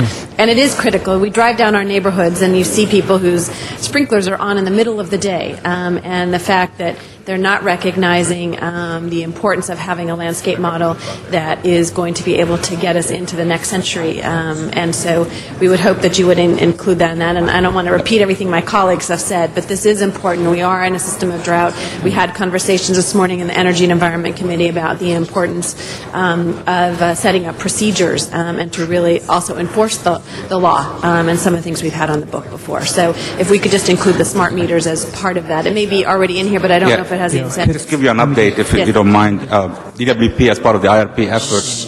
Sorry, I can't hear. Go ahead. We already have, and I probably should have mentioned this earlier. For commercial, large landscape, and multifamily units, rebates are currently available and have been increased for the expanded list of water conservation measures, including weather-based irrigation controllers, high-efficiency toilets and urinals, and cooling tower pH controllers. So we already have rebates already in place for developments larger than single-family homes, essentially. And I think we were looking at single-family homes as well, and maybe, I think what you've heard today is there's been a lot of good things that may have been done, but the public may not know about it, and even those of us as elected officials don't know all of the good things that you have done. So, We'll share that information with us so we can give that to our constituencies who may be eligible to receive some of those rebates. And now is the time where people are very focused on this issue of water and irrigation and landscaping, and so we can seize this opportunity to do that. So I don't know, as your task force is together to look at kind of in essence, a cheat sheet of here are the things that we are either doing or plan on doing, and here's where you can access that information, clearly having it on the web, but also providing it to we will prepare something that at least communicate what's existing and what's next, and make sure that the public and our residents and taxpayers are aware of what's available for them, because the only way for us to do something is to get them to work with us and implement these things. Yeah. So we will do that, we'll work on that, and we'll take that into account, and we'll move forward. I think that would be a useful tool to really make this an effective program that we get by, and not only because we require it as part of the planning and land use decisions that are made, but to the existing projects that are in there. And that's really our interest. We can control going forward, but how can we solve some of the problems where we weren't able to do that in the past? Yes. Much of the information about the rebates is already available, but I'll ensure with staff that it's on the much of the information is already available. I believe it's already on the web, but we could report back. Yeah, and where would that be on the web? If you are a constituent? It would probably be under ladwp.com. There's a water conservation right on the main page, and it should list what the water conservation rebates are for that.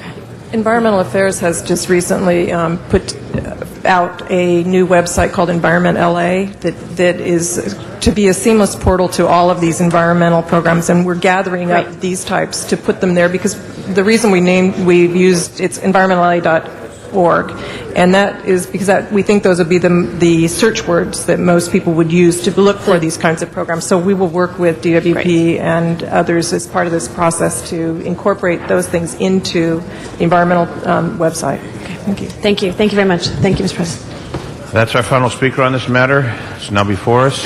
Open the roll, close the roll, tabulate the vote. 14 eyes. Thank you very much. Thank you. Next item, please. Item 22 is called special by Councilmember Gruhl, and an amending motion has been circulated. Number 22, Councilmember Gruhl. Councilmember Gruhl, number 22 is for you. Thank you very much, Mr. President. If we could have the Department of Transportation just to come up for a moment, and thank you. Colleagues, this is an opportunity for us to understand what is going forward and some agreements that have been made with the federal Department of Transportation. This is for the congestion pricing demonstration project and our ability to move it from the 210-10 to the 110 process, and to be able to have that as part of their congestion reduction demonstration initiative. And this was in the wake of the failure for us, the first time to secure these hundreds of millions of dollars from the Urban Partnership Agreement Program, and now we have an opportunity to receive $213 million in federal funds to improve our public transportation system, our highways and roads. And really the 110 was the strongest candidate for a congestion reduction demonstration project, but when it was originally put forward, it was not the first, but now it is for a variety of reasons. And so Metro, Caltrans, and USDOT have now changed the funding so that the 110 is the primary focus of this congestion relief. And in addition to improving the performance of the HOV lanes, we will receive new buses, improve maintenance of the roadway, and $15 million in local transit improvement projects.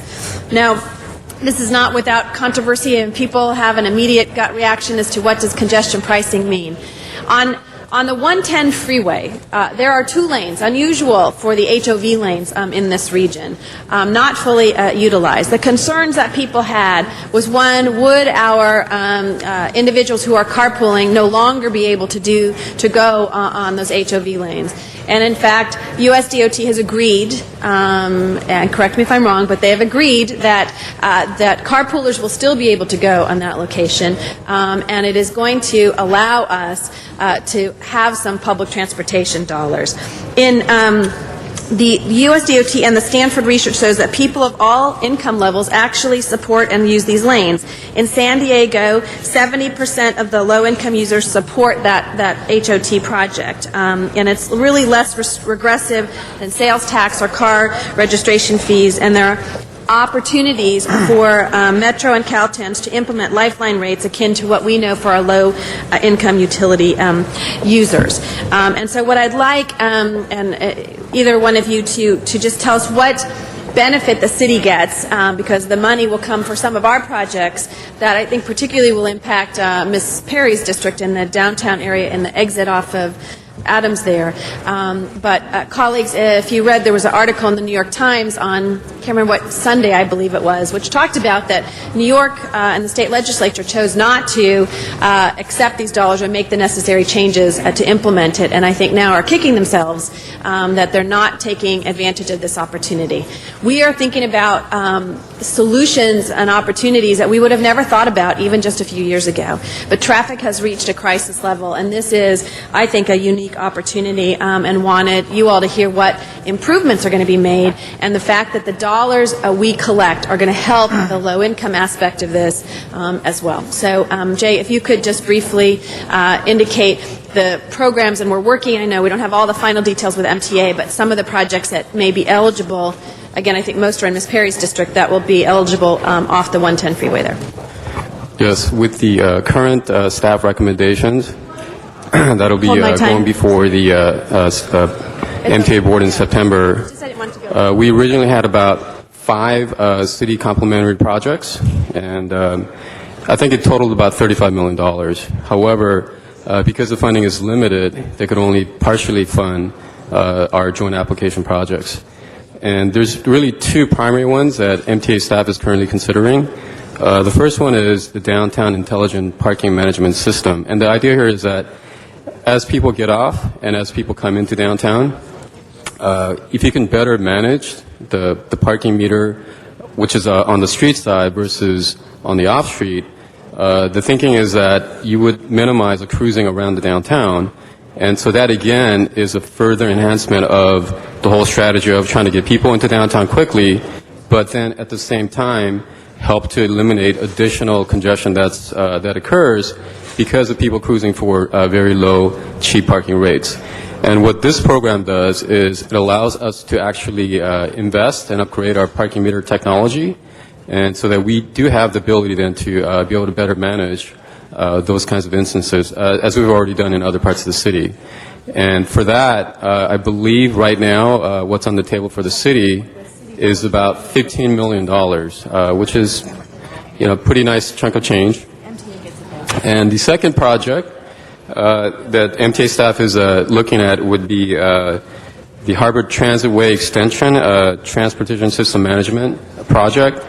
And that one is really just to kind of further enhance the buses as they get off the Harbor Transit Way and as they land in the city part, is to again do little things to help out the bus operation.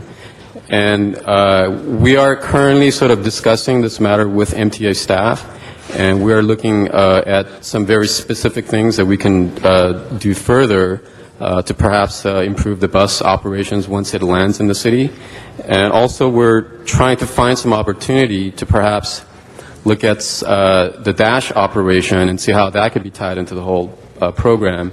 And specifically, we're looking at possibly trying to enhance the Dash system by creating a GPS type of system that would allow us to actually monitor and track the Dash bus. That way, you can actually let people know when the next bus is coming, which has been kind of a complaint from a lot of the people that use the Dash, that sometimes it is very difficult to space them properly. And with this potential technology, I think we can further enhance the experience of people that use transit. So we're looking to receive a total of somewhere in the neighborhood of $16 to $17 million at this point. And I think originally, again, we had asked for about $35 million.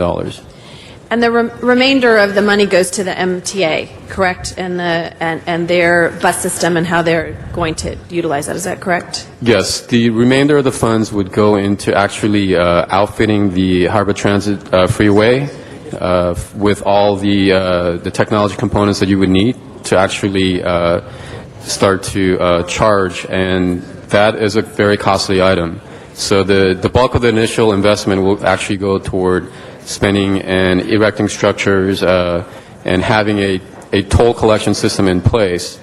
And then, but I think even with that, what's left over should be able to fund our projects. And that's the initial recommendation that will be going before the MTA board in September. Okay. I know my time is up. I'll push my button if I need to do that again. That's okay. You had 6 minutes as the first speaker. I'm sorry? You had 6 as the first speaker. Okay. That's all right. I'll go and see if there's any All right. questions. Ms. Hahn, Mr. Labange, Mr. Reyes, Ms. Perry, Mr. Parks. Ms. Hahn. Thank you, Mr. President. Again, I think this happened a little rather quickly, I will say. For a long time, we were all expecting the 210 to be the recipient of this congestion pricing carpool lane, and very quickly it's shifted to the 110 for a number of reasons. But again, just to let people know, this just means that you can pay to drive in a carpool lane. Yes, that's correct. I think at this point, Hold my time. if you are a solo driver, you will be allowed to sign up through the system, and you will get a transponder in your car. Right. And basically, typically the way it works is that you get billed kind of on a monthly basis, but every time you use the facility, you will get charged electronically. And the initial concern was, is this not going to then bump off others that are carpooling potentially and make it too crowded? And I think one way that the technology currently sort of deals with that issue is there is ability to dynamically price when you use a facility at different times, so that as the freeway starts to get crowded or overcrowded You pay more. with additional solo drivers, then the charges go up, and hopefully that will kind of keep the flow at a steady, there's a certain legal requirement to keep it at a certain level, because obviously you don't want to overcrowd it and not provide the service. And so if you're a legitimate carpooler with two or more, you can use the lane. And is it your understanding that those with the Access OK stickers can still use the 110 carpool lane? Yeah, as far as I know, that is the program right now. So the only additional people are those who are solo drivers and are going to pay to use it. One of the concerns I've heard from the South Bay COG is what you just touched on. Are we really sure that the 110 is not at capacity in its carpool lanes? I know there's 2 lanes, but I drive it almost every day, and I find many times that the carpool lanes are currently already congested. What do we know long term on whether or not this really is the right place to do this? Yes, this issue was looked at by Caltrans very carefully. In fact, when all of the freeway corridors were carefully reviewed for excess capacity, by far this one was the one with the most amount of excess capacity. And you're correct, there are probably times for very short duration, and it could be due to the fact that there's an incident or something else that's going on the freeway where it might be congested. But I think for the most part, the data reveals that it does have adequate excess capacity, if you will. And again, through the dynamic pricing capabilities, they'll sort of monitor and control the flow so that you don't overcrowd the actual hot lane. And in addition, with the expansion of bus service that is planned to come from the Artesia Transit Center and elsewhere, they hope to draw a number of people who are now carpooling to use the expanded transit service, and that will take more vehicles off the HOVs. I'm glad you brought that up, because one of the other concerns from the South Bay COG was the service from the Artesia Transit Center and PCH. According to the COG, their stops are, it's not as efficient as it could be. Stops are infrequent, either every half hour or hour. So they would like for that to be looked at to make it more efficient. I think the other thing, that this is really going to work only if that money gets reinvested into projects that help relieve congestion, whether it's more buses, more public transportation, opportunities for people. The other thing I would like to have looked at before we move forward on this is the actual efficiency of carpool lanes right now. Again, I'm in this one every day. There are areas where I think it has bad exit and entrance into it, and I can show you exactly where those points are. I think it was built, I don't know how many years ago. I don't think it's ever been looked at again in terms of efficiency getting in and out of carpool lanes. There are some places where the traffic is absolutely at a bottleneck because of the either inability to get in or the inability to get out. If we're going to add more cars to the carpool lane, then I think we need to look at them very seriously in terms of their current effectiveness. I know for a fact up in Northern California, carpool lanes don't have the double, triple, yellow, white lines. And in fact, they treat them as just a lane that you can get in and out of. I think that is one of the number one reasons why they're not effective right now, is the exit and entrance into these carpool lanes. So before we move forward on this, if this is where we're going to do it, then this 110 carpool lane, it needs to be looked at seriously. And again, I will be happy to tell you exactly where every day there is a problem in that lane. And the other thing is, apparently there's going to be Caltrans will fund about $41 million of initial improvements. Is that correct? I don't have the exact breakdown. I just kind of know the city funds that we're going to receive, but I can get back to you with the exact breakdown of how they're going to spend. Because, again, that's the other issue. If you're going to have more cars, then there needs to be some improvements. Some of the ones I've talked about in terms of striping, I think, are minor. But I think if you're having more cars and the end of this carpool lane on the 110 that dumps into the main freeway is not a great ending. Many people think it doesn't go far enough. If we're going to invest in this carpool lane, this ought to go at least to downtown. The fact that it ends so short of downtown makes it something that is not attractive to people who are going downtown. What is in the plans for connecting this carpool lane much further into downtown? I mean, I'm more interested in that than whether or not we're going to improve parking meters once people get into downtown. I don't see the real connection between that project and trying to reduce congestion on the Harbor Freeway. Councilmember Hahn, you brought up a very good point, and it's one that we've discussed at the weekly meetings we've had about what is the end treatment near Adams Boulevard. And we had proposed a direct connection from the elevated transitway onto Figueroa Street by way of a HOV roadway parallel to the freeway. And they are actively looking at that, but they do advise that that is not something they could implement by the end of 2010, but a project that maybe could be implemented sometime after that. So the proposals that we are looking at are possibly to split the traffic where maybe buses might continue to exit at Adams, but the carpools and the single-occupant vehicles would exit at 39th Street. That would relieve the pressure point at Adams and split the demand. And then as we get further into the downtown area, the buses would get off at Adams Boulevard and would proceed with transit priority northbound on Figueroa Street, and then in the evening, southbound on Flower Street with transit priority.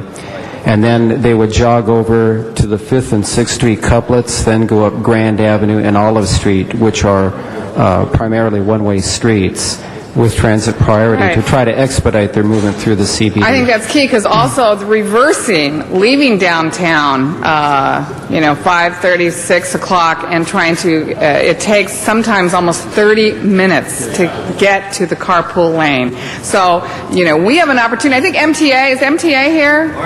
Why don't MTA come up here too, and I'll push my button if you need me to again. But if you're going to take the 110, and you're going to start charging people to use this carpool lane, we're going to have, as you say, how much money you think will be generated by this? Again, I'm not too sure about the revenue projections. Okay. That would be something that MTA would actually... I'm interested in how this money gets reinvested. What criteria do we have for reinvesting this money into projects along the 110 freeway, and particularly what money is going to be reinvested to improving right now, getting to these carpool lanes, and then once you're in them, having them be efficient. So I know MTs. And who's going to fund the initial improvements? Because you just can't have all of a sudden a lot more people in the carpool lanes and expect to have it all run very smoothly without, I think, some initial investments into the 110 freeway. Sure. Good morning. My name is Stephanie Wiggins. I'm the Executive Officer in charge of congestion pricing for LA Metro. Good key questions. There were a number of those there, so I'll try to take them one by one. Thank you. In terms of the initial investments that are needed, that's very critical and very important. And working with Caltrans and LADOT, we've identified an auxiliary lane project that is currently funded by Caltrans. That's the $41 million you referenced earlier. What is it? Essentially, what they're doing is they're adding additional auxiliary lanes. There's at a certain segment, southbound and northbound on the 110, that should help relieve congestion in the downtown area. These are lanes that everybody can use? Yes, these are lanes that everyone can use. You don't have to pay to get them? That project is currently funded and is completing design, so it should start within the next 9 to 12 months. Again, Mr. Fisher just outlined some of the other additional mitigation strategies to relieve congestion prior to the implementation of our 12-month demonstration project that needs to take place. I should also add, though, as you mentioned, what's critical is actually to extend the Adams carpool lane. Absolutely. Working with LADOT, we almost identified... as important as extending the Green Line into the airport. Working with LADOT, we identified in submitting the application our desire to actually fund a flyover that would extend from Adams to Figueroa. Because of the time constraints of the grant, that is, the improvements need to be in place by December 2010, We weren't able to fund that. However, we are funding the study, the engineering study, the project study report that is the precursor to the actual engineering design funds. Do you know about this $41 million that Caltrans is supposed to be funding initial improvements? That's the auxiliary. Those are the auxiliary lanes. Okay, those so are the that's- auxiliary okay. lanes. Yes. Okay, go ahead.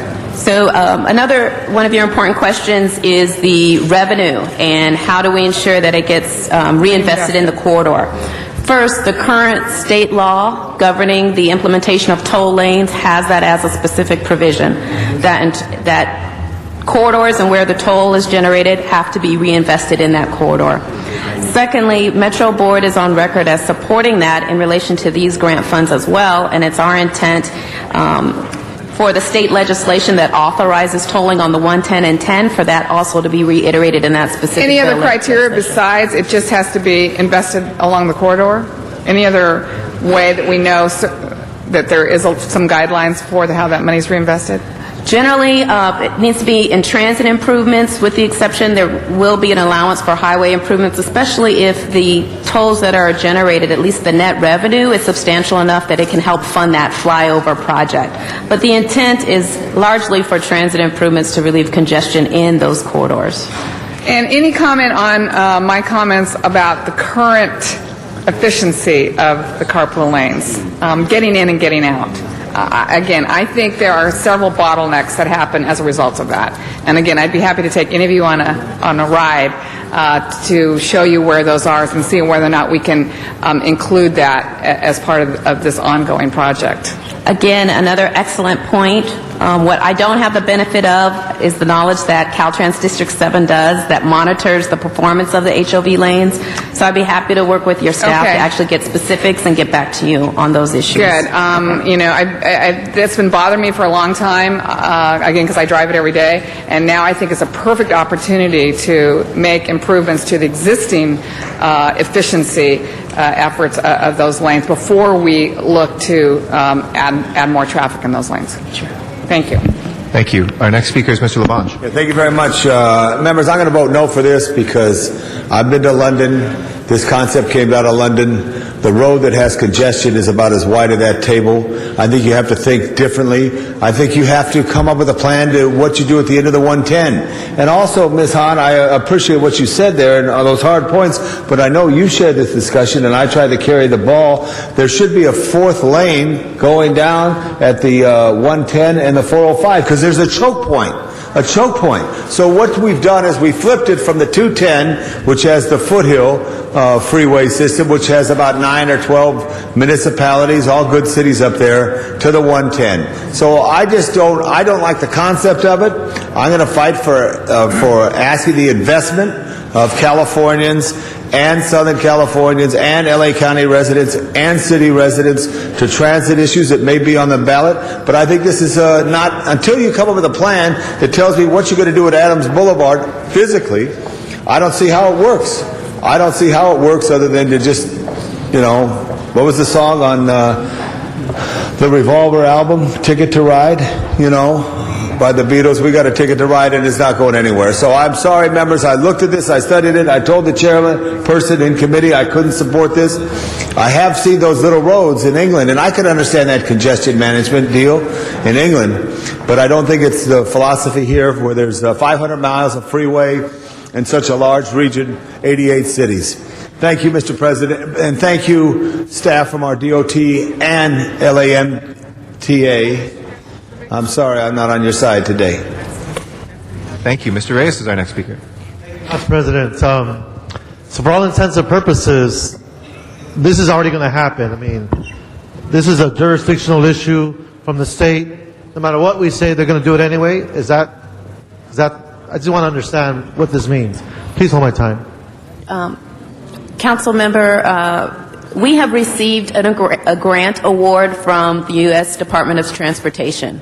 That's the $214 million that was referenced earlier. As a requirement to actually comply with the grant, we actually have to receive state legislative authority to actually toll on the 110 and the 10. We do not have that authority today. We have to receive that authority by October 15th of this year. If we are not successful, then we lose the grant. So my question is, who decided on the 110? When I look at the conditions of our city, and look who uses that roadway, and I look at the populations around that freeway, I mean, who are we really serving here? When I look at the 405, for me, the 405 makes a lot of sense. Because it's always congested, you'll always have a market, and there's a different demographic there that speaks to capacity and being able to pay for this. Half of the communities along the 110 are really struggling. If I were to show you a map, I would say about 30 to 40% are at or below poverty. And so now we're going to charge them to get on the freeway to get to work? I mean, I'm trying to understand what variables were used. Can you share some light on that? Sure. Please hold my time. The 110 and the 210 and 10 were all identified as the priority projects for the demonstration back in November of last year. Yes. Yeah, but I'm asking, how was that priority set? Sure. Like, who set the variables for that priority? Sure. In evaluating the feasibility of actually implementing this demonstration, and this strategy is twofold, a lot of discussion focuses on the carpool aspect, but it's also significantly impacted about the transit improvements as well.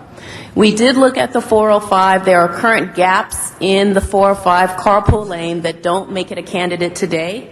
Once those gaps in terms of the carpool segments have been taken care of by Caltrans, it makes it a more viable carpool candidate for this type of demonstration program. With the 110 in particular, as was mentioned earlier, we have 2 carpool lanes in each direction.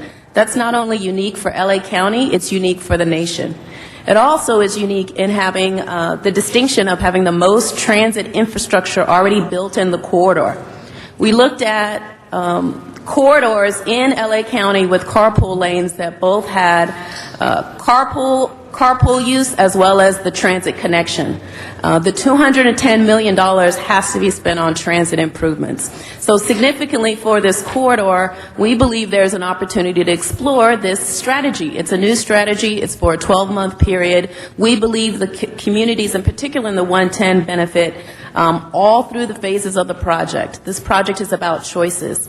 Before the project is actually implemented, the proposal is that a number of these transit improvements, whether they be increased bus frequency, improved security and lighting at our stations to make them more accessible, expanded van pools, that they would actually be up and operating before the toll actually begins implementation. During the implementation period, we believe there is a benefit. Again, that choice. We're giving everyone, regardless of income, the choice to use the carpool lane, as well as improve the traffic in the general purpose lanes. We also recognize that introducing price impacts low income. And so our proposal, one of the many proposals, is to actually provide toll credits for low income users, especially those who are using transit and doing the right thing in terms of modes that improve air quality, reduce greenhouse gas emissions. And of course, the after component is very important as well. The corridor communities benefit because the revenues, the net revenues that are generated get reinvested in the corridor. Whether the demonstration project is successful or not, those investments that are made stay in the corridor. So the assumption is that the council offices, the state offices will be in a place where we can identify individuals who could, because of their economic condition, could pay a sliding scale fee or get a credit. Yes. To make sure that they're not penalized. That's correct. And they have access to this roadway that's we're going to have to pay for. That's very important in terms of paying for relieving congestion. In order for this work, these choices really need to be accessible to everyone, whether it's shifting in the mode or using the carpool lane. Do we have any assurances that these types of programs will be in place before you start charging people? Types of programs, I'm sorry. In other words, those who would qualify because they can't afford to pay to get on this roadway, are there assurances that they will have that flexibility so they don't have to pay, they'll have the ability to pay that discounted price, however you want to phrase that? Yes, the pricing plan has to be adopted by the Metro Board well before the project gets implemented, which would include how we are providing for low-income individuals to have access to the carpool lane. So yes, it would be in place before the toll demonstration project could begin. I'd just like to find out who moved it from the 210 to the 110. I just want to understand that part of it too. Sure. Was that a mover, or was that a state legislator that did that, or No, it came from the bureaucracy? I mean, I'm sorry. That's okay.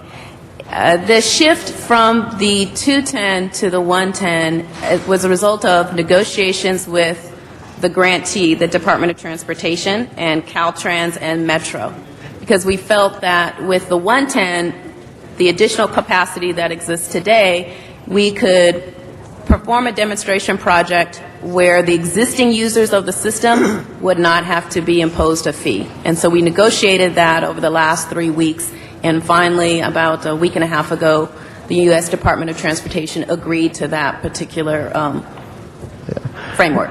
Well, we have a history in the city where the transit dependent seem to be carrying a great load, and how they have to deal on a day-to-day basis with the conditions of the buses, the lack of frequency in terms of their time frames. I mean, there's a big burden on the transit-dependent populations on the city. And it just sounded to me like we were not being responsive. They were, again, going through the parts of the city that are the poorest, and yet have to pay to use that public right-of-way. So I appreciate the answers, and I'm hoping the programs you speak to will truly be implemented. Thank you. Thank you. Ms. Perry is next. Thank you very much, Mr. President. With respect to a comment that was just made about the criteria upon which the 110 was selected, and that the 405 was considered but rejected because there were gaps in the 405, can you talk about those gaps and long range, what will be accomplished to close those gaps so that the 405 could be considered perhaps in another round in the next year to 2 years? Yes, my time. Yes, Council Member.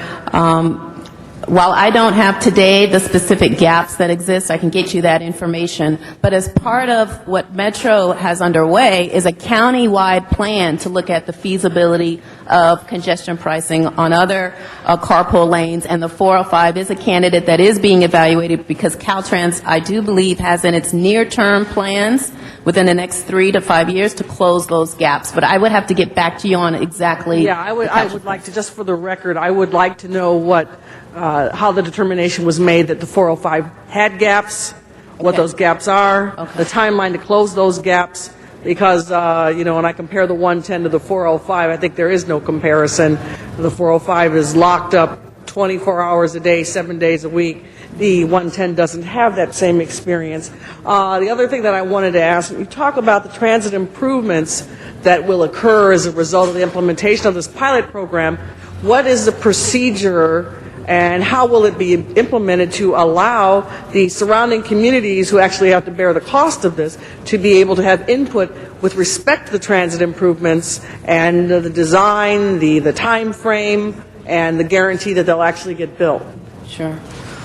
Community outreach is a critical component to enable this project to be successful, both in the development of what the operating plan will be and actually the implementation during the 12-month demonstration period. Will you have public hearings? We will have public hearings. We will actually have community outreach workshops continually. During the period, we are planning community workshops within the next, before the end of this month, to start going out to the 110 communities in particular, to begin explaining the proposal as well as receiving community feedback on the potential transit improvements. Well, I think what I'm going to ask, and I'll ask Mr. Reyes if maybe he'll go second this with me, is that once you've completed your process of community outreach and public outreach and education, I think you need to have at least 1 to 2 public hearings to report in a formal way on the record as a demonstration of commitment by the agency to the surrounding communities that their input was duly considered and that will be implemented when give the information on time frame, where the funding's coming from, so that everybody can hear that at the same time. And if Mr. Reyes is comfortable with that, I'd like to make that as a motion. Mr. President, Mr. Reyes has given me a second on that. Okay. That'll be accepted. The motion is, after the MTA has completed its community outreach, public education workshops, is that what you call them? There are workshops immediately. There will be an environmental process. Yeah, a I would formal like for them to process have as a well. formal public hearing with the 110 community so that they can make a formal report on the record to the community that is most affected as to what, you know, the input was, what the findings are, what their intentions are in terms of implementation, source of funding, so that the community can hear the information at the same time instead of, you know, outreach workshops are great, but they tend to be very diffuse and, you know, people don't always get to hear the information at the same time. So I think to have at least 1 to 2 hearings at the end of this process, maybe one on the northern end of the 110 and then further south, so that we make sure we get full coverage. That was my motion, and Mr. Reyes seconded it. Thank you, Mr. Parks. Thank you, Mr. President. Let me just ask one clarifying question. As far as this project, how does it impact the current buses on the freeway system? Could you hold my time? In terms of the current buses on the freeway system, for the harbor in particular, Metro operations, the bus operations, working with Gardena and Torrance, are actually evaluating the effectiveness of how we could implement the additional buses with the current operations so the current operations are more efficient. Okay. We're looking at a couple of things. We're looking at reducing headways so the bus service is more frequent. And then we're also looking at the opportunity to establish a new line where a express bus could begin on the harbor and go all the way through to the El Monte station. So we'll come back to you with So we're more looking for specifics on that. refinements and maybe some additional service? Yes. Okay, and then the other issue, what about our north-south rapid buses? Do they get attention as part of this? I know there's discussion about the Rapid Line bus services. Again, those discussions are going on right now as we speak, so I would have to get back to you on the final outcome of those discussions. And then also, just so for clarification for the public, the fact that there are 2 HOV lanes, we do not basically cut into those who currently ride it. It's providing folks that are in single occupancy vehicles can pay to get on one of those lanes. Is that correct? Yes, that's one of the operating schemes that we're evaluating, especially to deal with the downtown bottleneck issue. That working with LADOT, we're looking at allowing the single occupant vehicles to use one of those lanes and have the buses stay on the other and exit at 39th Street. Okay. And so the issue also is that this item today, we've already voted on this as a city position, I believe, and so is MTA. The Metro Board took action on July 24th. Okay. So today we're just adding it to the, let me ask DOT, we're just adding this to our city legislative program? You are taking a policy position in support of this. Okay, but the city's already taken a position in support of congestion pricing as a policy. I mean, as a general policy. Well, it was my understanding that since the facility was changed to the 110 freeway, that you're now taking a position on that versus the prior proposal, which was to apply for a grant that would primarily put it on the 210. No, I understand. I was just saying we took a position about congested pricing a while back as a philosophy. Now we're getting to a very specific project that's in the city as far as the 110. I'm just trying to clarify what we're doing today. If I can maybe clarify a little bit. Back in December of 2007, we were actually given the authority to submit a joint application working with Caltrans and MTA. So that was the extent of the action. So I guess there is inferred in that sort of authorization, implied in that authorization, kind of a support for congestion pricing. So our theory is if we asked you to submit a grant application for this, then we probably said that we thought we supported it then. Yes, I think there is some embedded but when we submitted that, the 210 came out ahead of us. And so now the decision was made that we now get access to these funds because it's on the 110 because it's a better project than what people perceived on the 210. And because it has a more direct impact on the city. Okay. All right. I just wanted to clarify. The other issue I'd like you to, I think from my perspective, I voted for it in 2007 when we dealt with the application and also recently the MTA. I think what I'd ask DOT to do, and I think it's probably the one shortfall of the program, is that I think we can look forward to the $200 million and all of the benefits that come to the system and all of the bells and whistles that will go off of the freeway and on the freeway. We also can spend a lot of time figuring out on the annual allocation of money if people use the system, and certainly make sure that those are put back into the system and the community. But I think the one shortfall, if we do not pay a great deal of attention as to Caltrans and how they deal with the bottlenecks between the interchange and the congestive pricing area, then we will cause people not to use it, and we'll have less funds coming in and less reason to debate how to use them. So I would ask DOT to be particularly considerate and concerned about how those bottlenecks are going to be dealt with on both the northbound and southbound, so that we're fully aware that everything can be done to eliminate or at least mitigate the bottlenecks, so that people choosing to use this new feature will not get frustrated because they're sitting side by side with someone who's basically going at the same rate for less cost. And I believe your point is well taken, Councilman Parks, because if you design a system where you save time and ensure reliability and give people choices, you have no benefit if then they encounter a big delay at the end point. So we're working very diligently with the MTA and Caltrans on devising solutions that will... Because I think we have capacity that we theoretically have, and we probably have theoretically people that will use it, but it all comes out if the system fills up and the capacity disappears because of the bottleneck, then all of that $200+ million may have gone for naught. So I just ask that we be particularly sensitive to that bottleneck and how they're going to deal with it, so that we can make sure what this pilot or this program moves forward. Mr. Rosendahl, then Mr. Zine, then Ms. Gruhl for a second time. Quick summation I'd like to get, assuming we all heard the last hour and a half. Number one, when will we start this program and when will it be completed?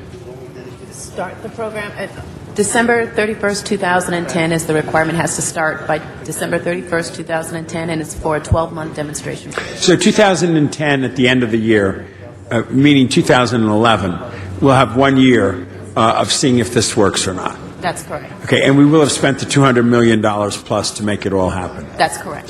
The 110, starting where would this go in physically? At Artesia Transit Center, through to Adams. And how many miles is that?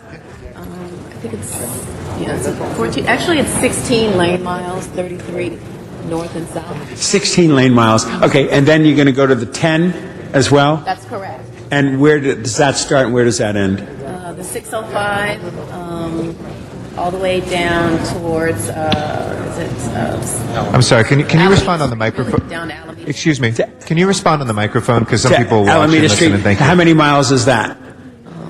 That one is briefly short. I think it's 28 miles. Total. So that's 28 miles. The other one is 16 miles. 28 lane miles and 33 lane miles. I'm sorry. 110 is 33 lane miles, 16 roughly in each direction. The 10 is 28 lane miles, 14 in each direction. Okay, so that's 16 and 14 is 30 miles. We have 30 miles of those two roads that will be clearly in this congestion pricing strategy. That's correct. Okay, and do we know what time of day we will be doing this and the gizmos will light up and we can go into it? No, that's what we're evaluating right now. It's the time of day. So 30 miles, $200 million, and that is a pilot coming from the federal government. That's correct. That's all very good, because we like to experiment these things and look forward to it. Thank you so much. Bless you. Mr. Zine. Funding is guaranteed. This is not going to be funding that is going to be put in place and then taken away for some other purpose by the state. Is funding guaranteed? The funding is federal funding, 100%. It's guaranteed if we receive the state legislative authority by October 15th of this year. Can the state come in and take that money away? No, they cannot. So this money is earmarked for that specific project? That's correct. Okay, the 110 already has carpool lanes on the bridge or the elevated portion. Have they done a comparison analysis on how traffic is carried on the 110 versus the 210? Because I know the 210 carpool lane backs up to past the 57 freeway. Does the harbor have the same situation where they have the carpool that's elevated away from the regular traffic? I'm sure Caltrans District 7 has prepared that analysis. I can get you a copy of it. Again, with the 210, we only have one lane in each direction as opposed to the 110 with two lanes in each direction, so there's more capacity. Well, there's more capacity, but I don't, and the times I've driven the 110, which isn't that often, but I have driven it in that carpool lane, that it runs nice and smooth. It doesn't seem to back up. And this means that people would be paying for the toll road, is what in essence, it's a toll road. So if we do a toll road, we hopefully will get the traffic to move quicker, but if it's already moving at the maximum speed, because they've got multiple lanes there separated from the regular flow on the 110 versus the 210. I'm just looking, is this an opportunity that we can really do a true experiment on a road that has a carpool that's congested, or is it not congested because there's sufficient capacity for the traffic that commutes on that carpool on the 110 freeway? So that's what I'm looking at, is the analysis. Is the lanes that are there sufficient to handle the carpool lane, or is it backing up?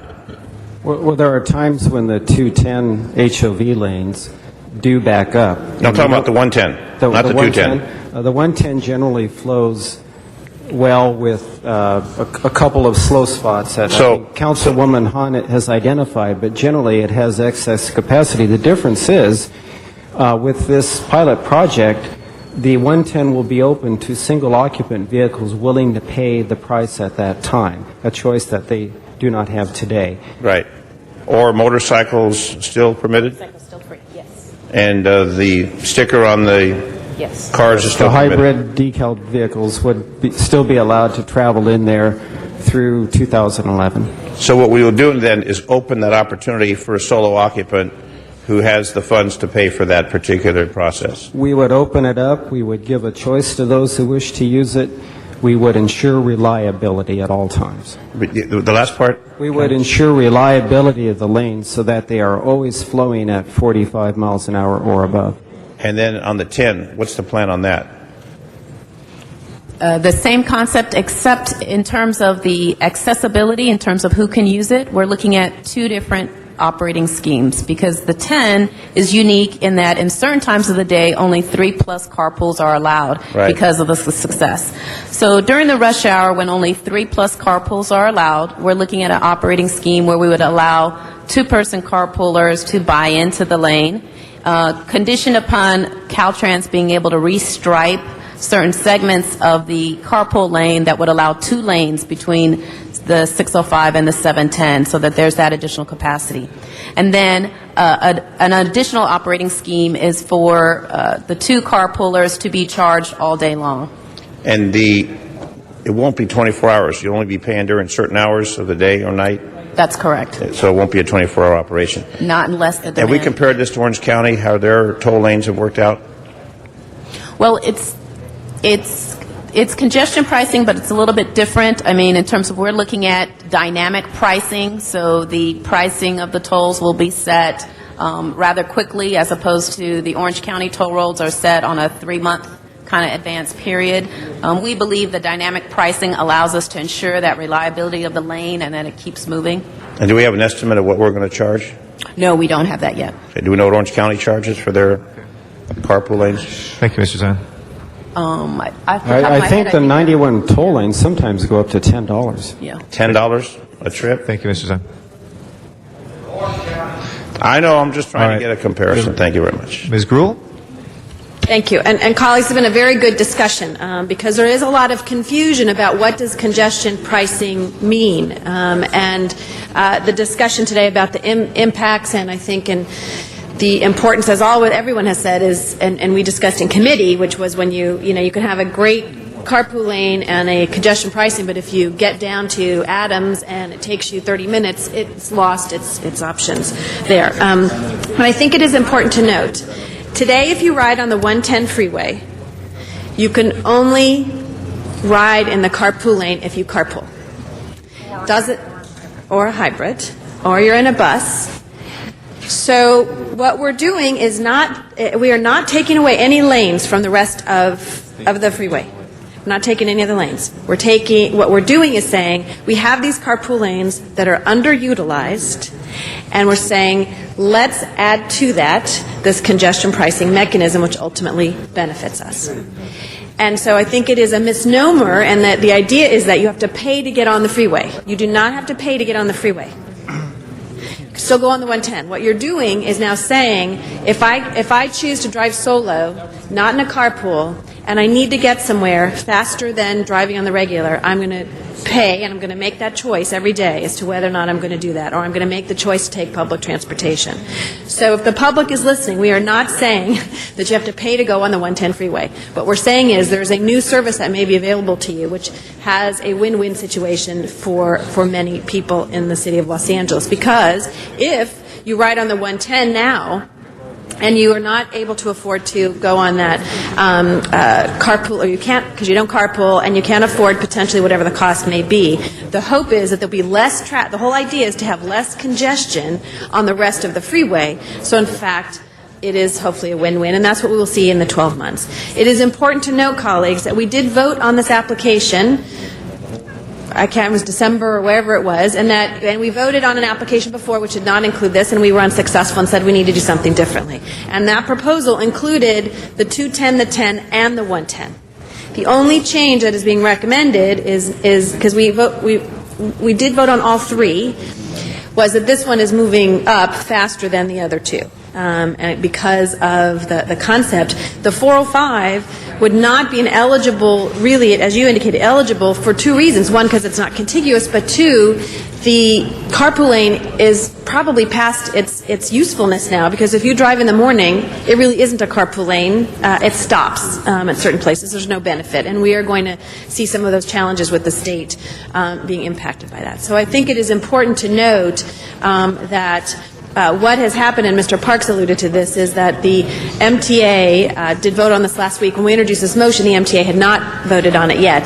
The concept was to be supportive of that going forward, and that hundreds of millions of dollars we would be able to get for this region. But I think the key components you've heard today is there's some concern and some need for education about what this means and what it doesn't mean for the communities, and to ensure in its implementation and environmental review that we take those issues as part of it. And I know I'm now over my time, but what I recommend, and I vote, and know that I know the Department of Transportation and MTA heard the concerns raised by people today, and as the environmental review goes forward, to address those concerns. Thank you, colleagues, for a very vigorous and interesting conversation.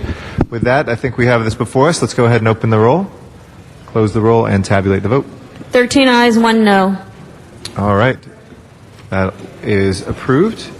And we have a number of items that were called special from cards from the public, and have been informed that on a number of those we no longer have speakers for that. Item 44, Ms. Vogler and Ms. Perriman will make sure we put those into the record. We can take up item 44 first. Mr. President, that was actually continued to tomorrow's meeting. Oh, I'm sorry. Okay.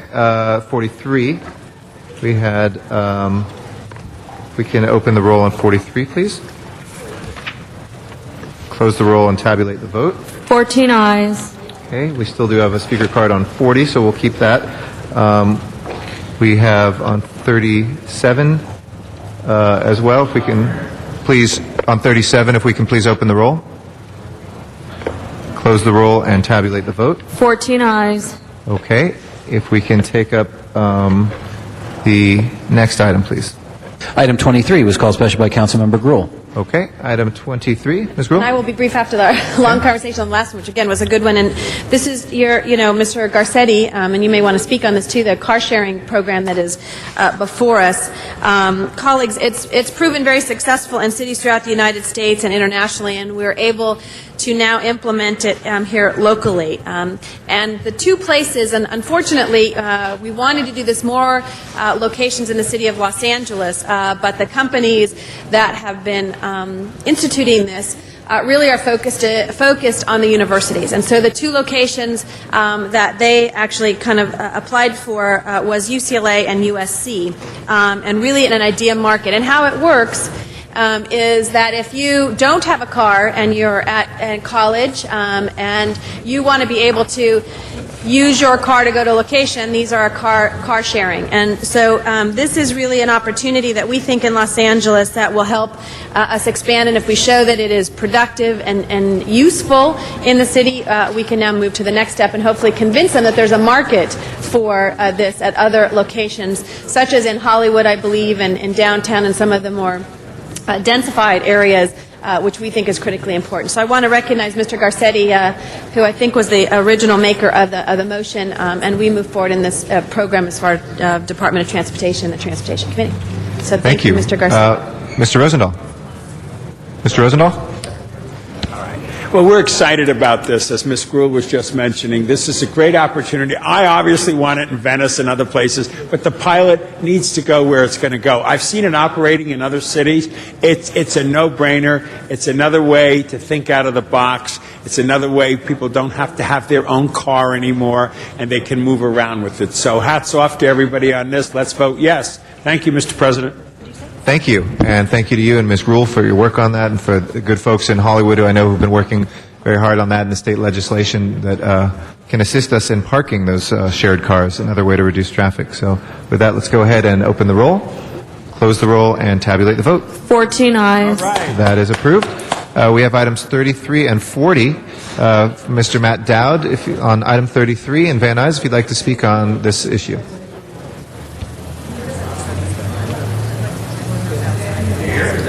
Is Mr. Dowd and Van Nuys?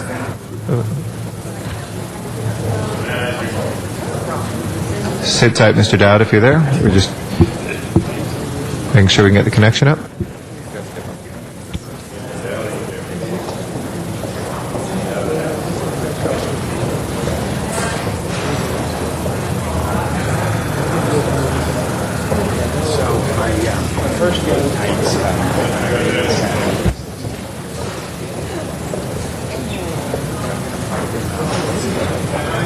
Okay, Van Nuys is empty. I believe Mr. Dowd has left. So if we can take up 33 and 40 together, please open the roll, close the roll, 14 ayes. and tabulate the vote. Thank you. Are we doing separately? Okay, we got them. Good work. All right, next order of business. Mr. President, there is a special one, and the city attorney will speak to the findings. All right, Mr. City Attorney, speak to those findings, please. Thanks, Shane. Please. Since the posting of today's agenda, LA County Sheriff's Deputy Juan Abel Escalante was shot and killed outside his parents' home in Cypress Park. There is an immediate need to act in order to publicize the reward offer as soon as possible to protect the community from the suspect. Council must first make findings pursuant to Government Code Section 54954.2 before considering the substantive motion. Thank you. Anybody on the findings? If not, let's go ahead and prepare the roll and tabulate the vote. And tabulate. 14 ayes. Thank you. We now have that before us. Anybody on the merits of one? If not, we'll, Mr. Reyes. Thank you, Council President. Colleagues, you know, this past weekend we had a tragic incident where a young man of 27 years old was gunned down in Cypress Park. And it's an incident that has, I think, struck each and every one of us as a person of authority,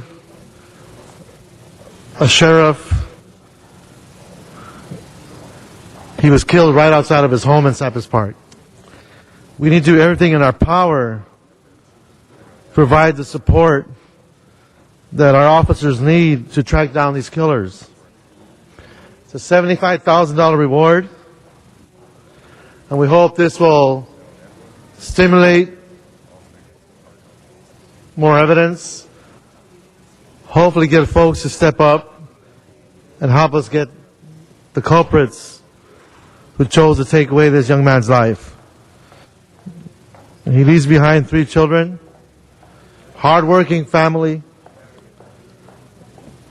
and I hope that I'll get a aye vote, unanimous aye vote. Thank you. Thank you. Thank you very much, Mr. Reyes. And I know this entire city mourns for what happened. Please open the roll, close the roll, and tabulate the vote. 14 ayes. As approval, send that forthwith. We have a second special. There is a special 2, and the maker of the motion will speak to the findings. Okay. I believe that's Mr. Cardenas. Cardenas? Okay. Mr. Cardenas? Yes, thank you. I'd like to 245 this motion for the fact that the council needs to take jurisdiction. This has to do with an alcohol license, on-sale alcohol license, and there are an overabundance of licenses in that reporting district, and it's important for us to bring it to the council so that we can properly debate the banner. Anybody else on the findings? If not, let's go ahead then and please open the roll, close the roll, and tabulate the vote. 14 ayes. Okay, that is now before us. If nobody wishes to speak, we'll prepare the roll on the motion and tabulate the vote. 14 ayes. That is approved. Next order of business. Council has motions for posting and referral. And those are posted and referred. There's an excuse on the desk. Councilmember Hahn, request be excused for Wednesday, August 6th for city business that meets council policy. She is excused. That clears the desk. Ms. Perry. 7 to go forthwith. Okay, 37 forthwith without objection. We'll send that. On 43, without objection as well. Yep, 37 and 43 forthwith. Okay. Remember, colleagues, we are going to try on announcements for the community. We still always have a camera on Fridays for stuff during the week, but are there any pressing or urgent ones or any business announcements to make? Yes, Mr. Parks? On 43 that we go forthwith. Yep, we send that forthwith. If not, do we have, Mr. Labange? Announcement? Yeah. Yeah, there's on the Bridge Gallery, there's an exhibit for the next 2 weeks. The public is invited. Operation City hours from 9 to 5. On the Berlin airlift from our sister city of Berlin, all the public is welcome to attend. And additionally, tomorrow night, Wednesday, with Jan Perry, we got a bike ride in downtown Los Angeles. All members are invited to come, as well as their staffs, when the public is generally invited. Meet on the First Street steps of City Hall at 6 p.m. for a nice leisurely ride through the City of the Angels. Okay, thank you. Do we have any other business announcements? If not, if I can ask everybody to please rise for adjourning motions. Do we have any adjourning motions? Ms. Hahn, if we could please rise for adjourning motions. If we could ask everybody in council chambers to please rise for adjourning motions, please. If we could all stand, thank you.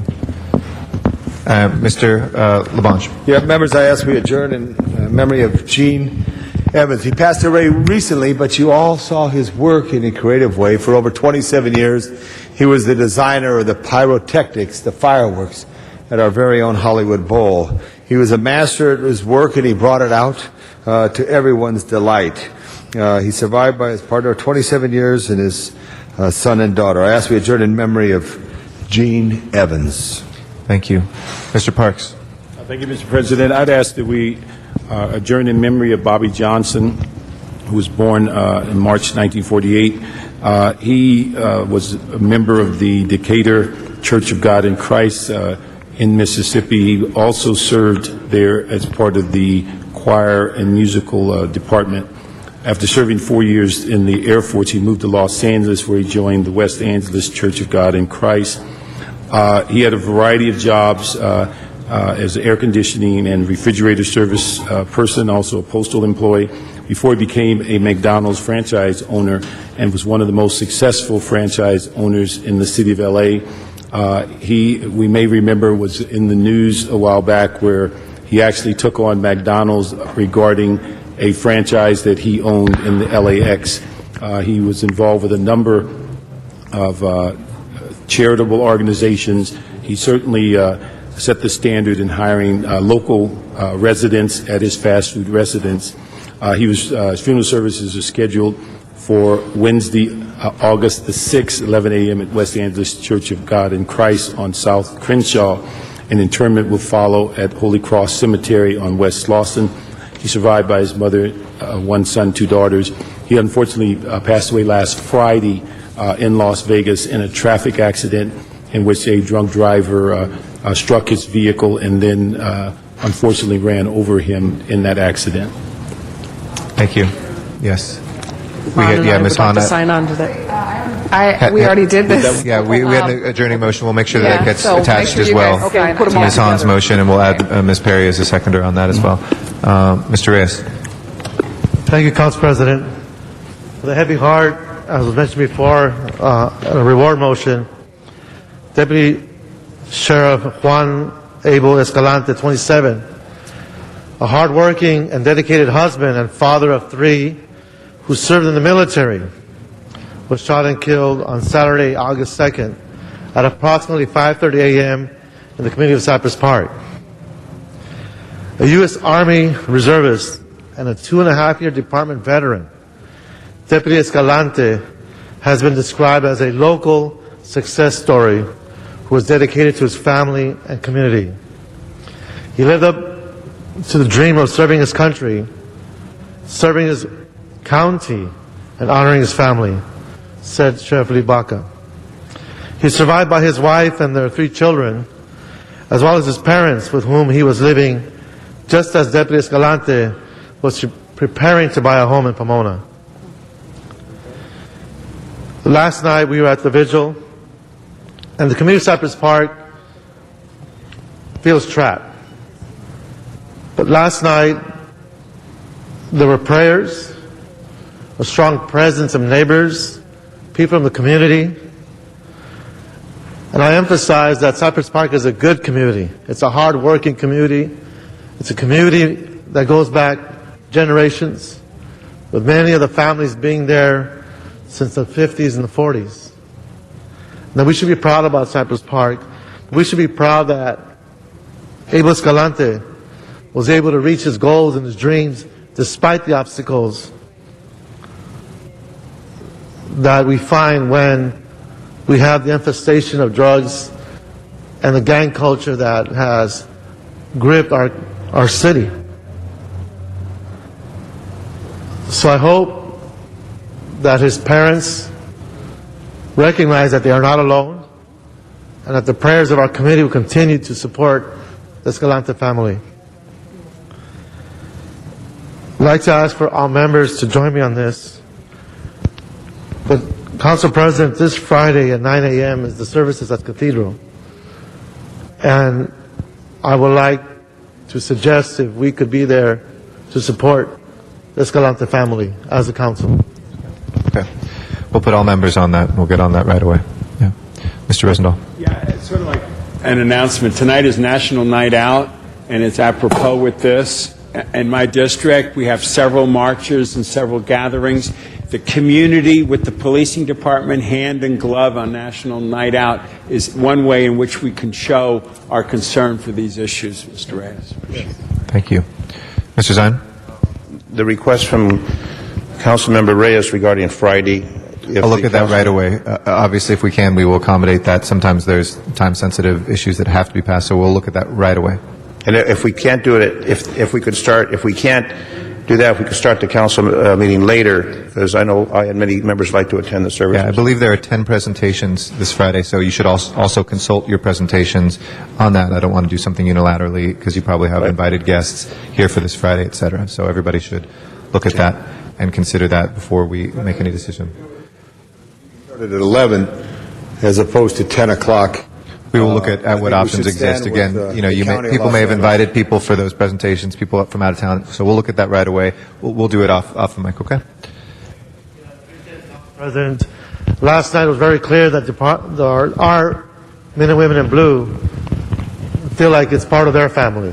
Absolutely. And as a family of government, I just hope we can show our support. Absolutely. And we've always been able to do that, so we will work to continue that tradition. Okay, with that, any other adjourning motions? If not, we'll next be in session tomorrow. That is Wednesday, August 6th, 2008, here in Council Chambers. Thank you all, and have a good day.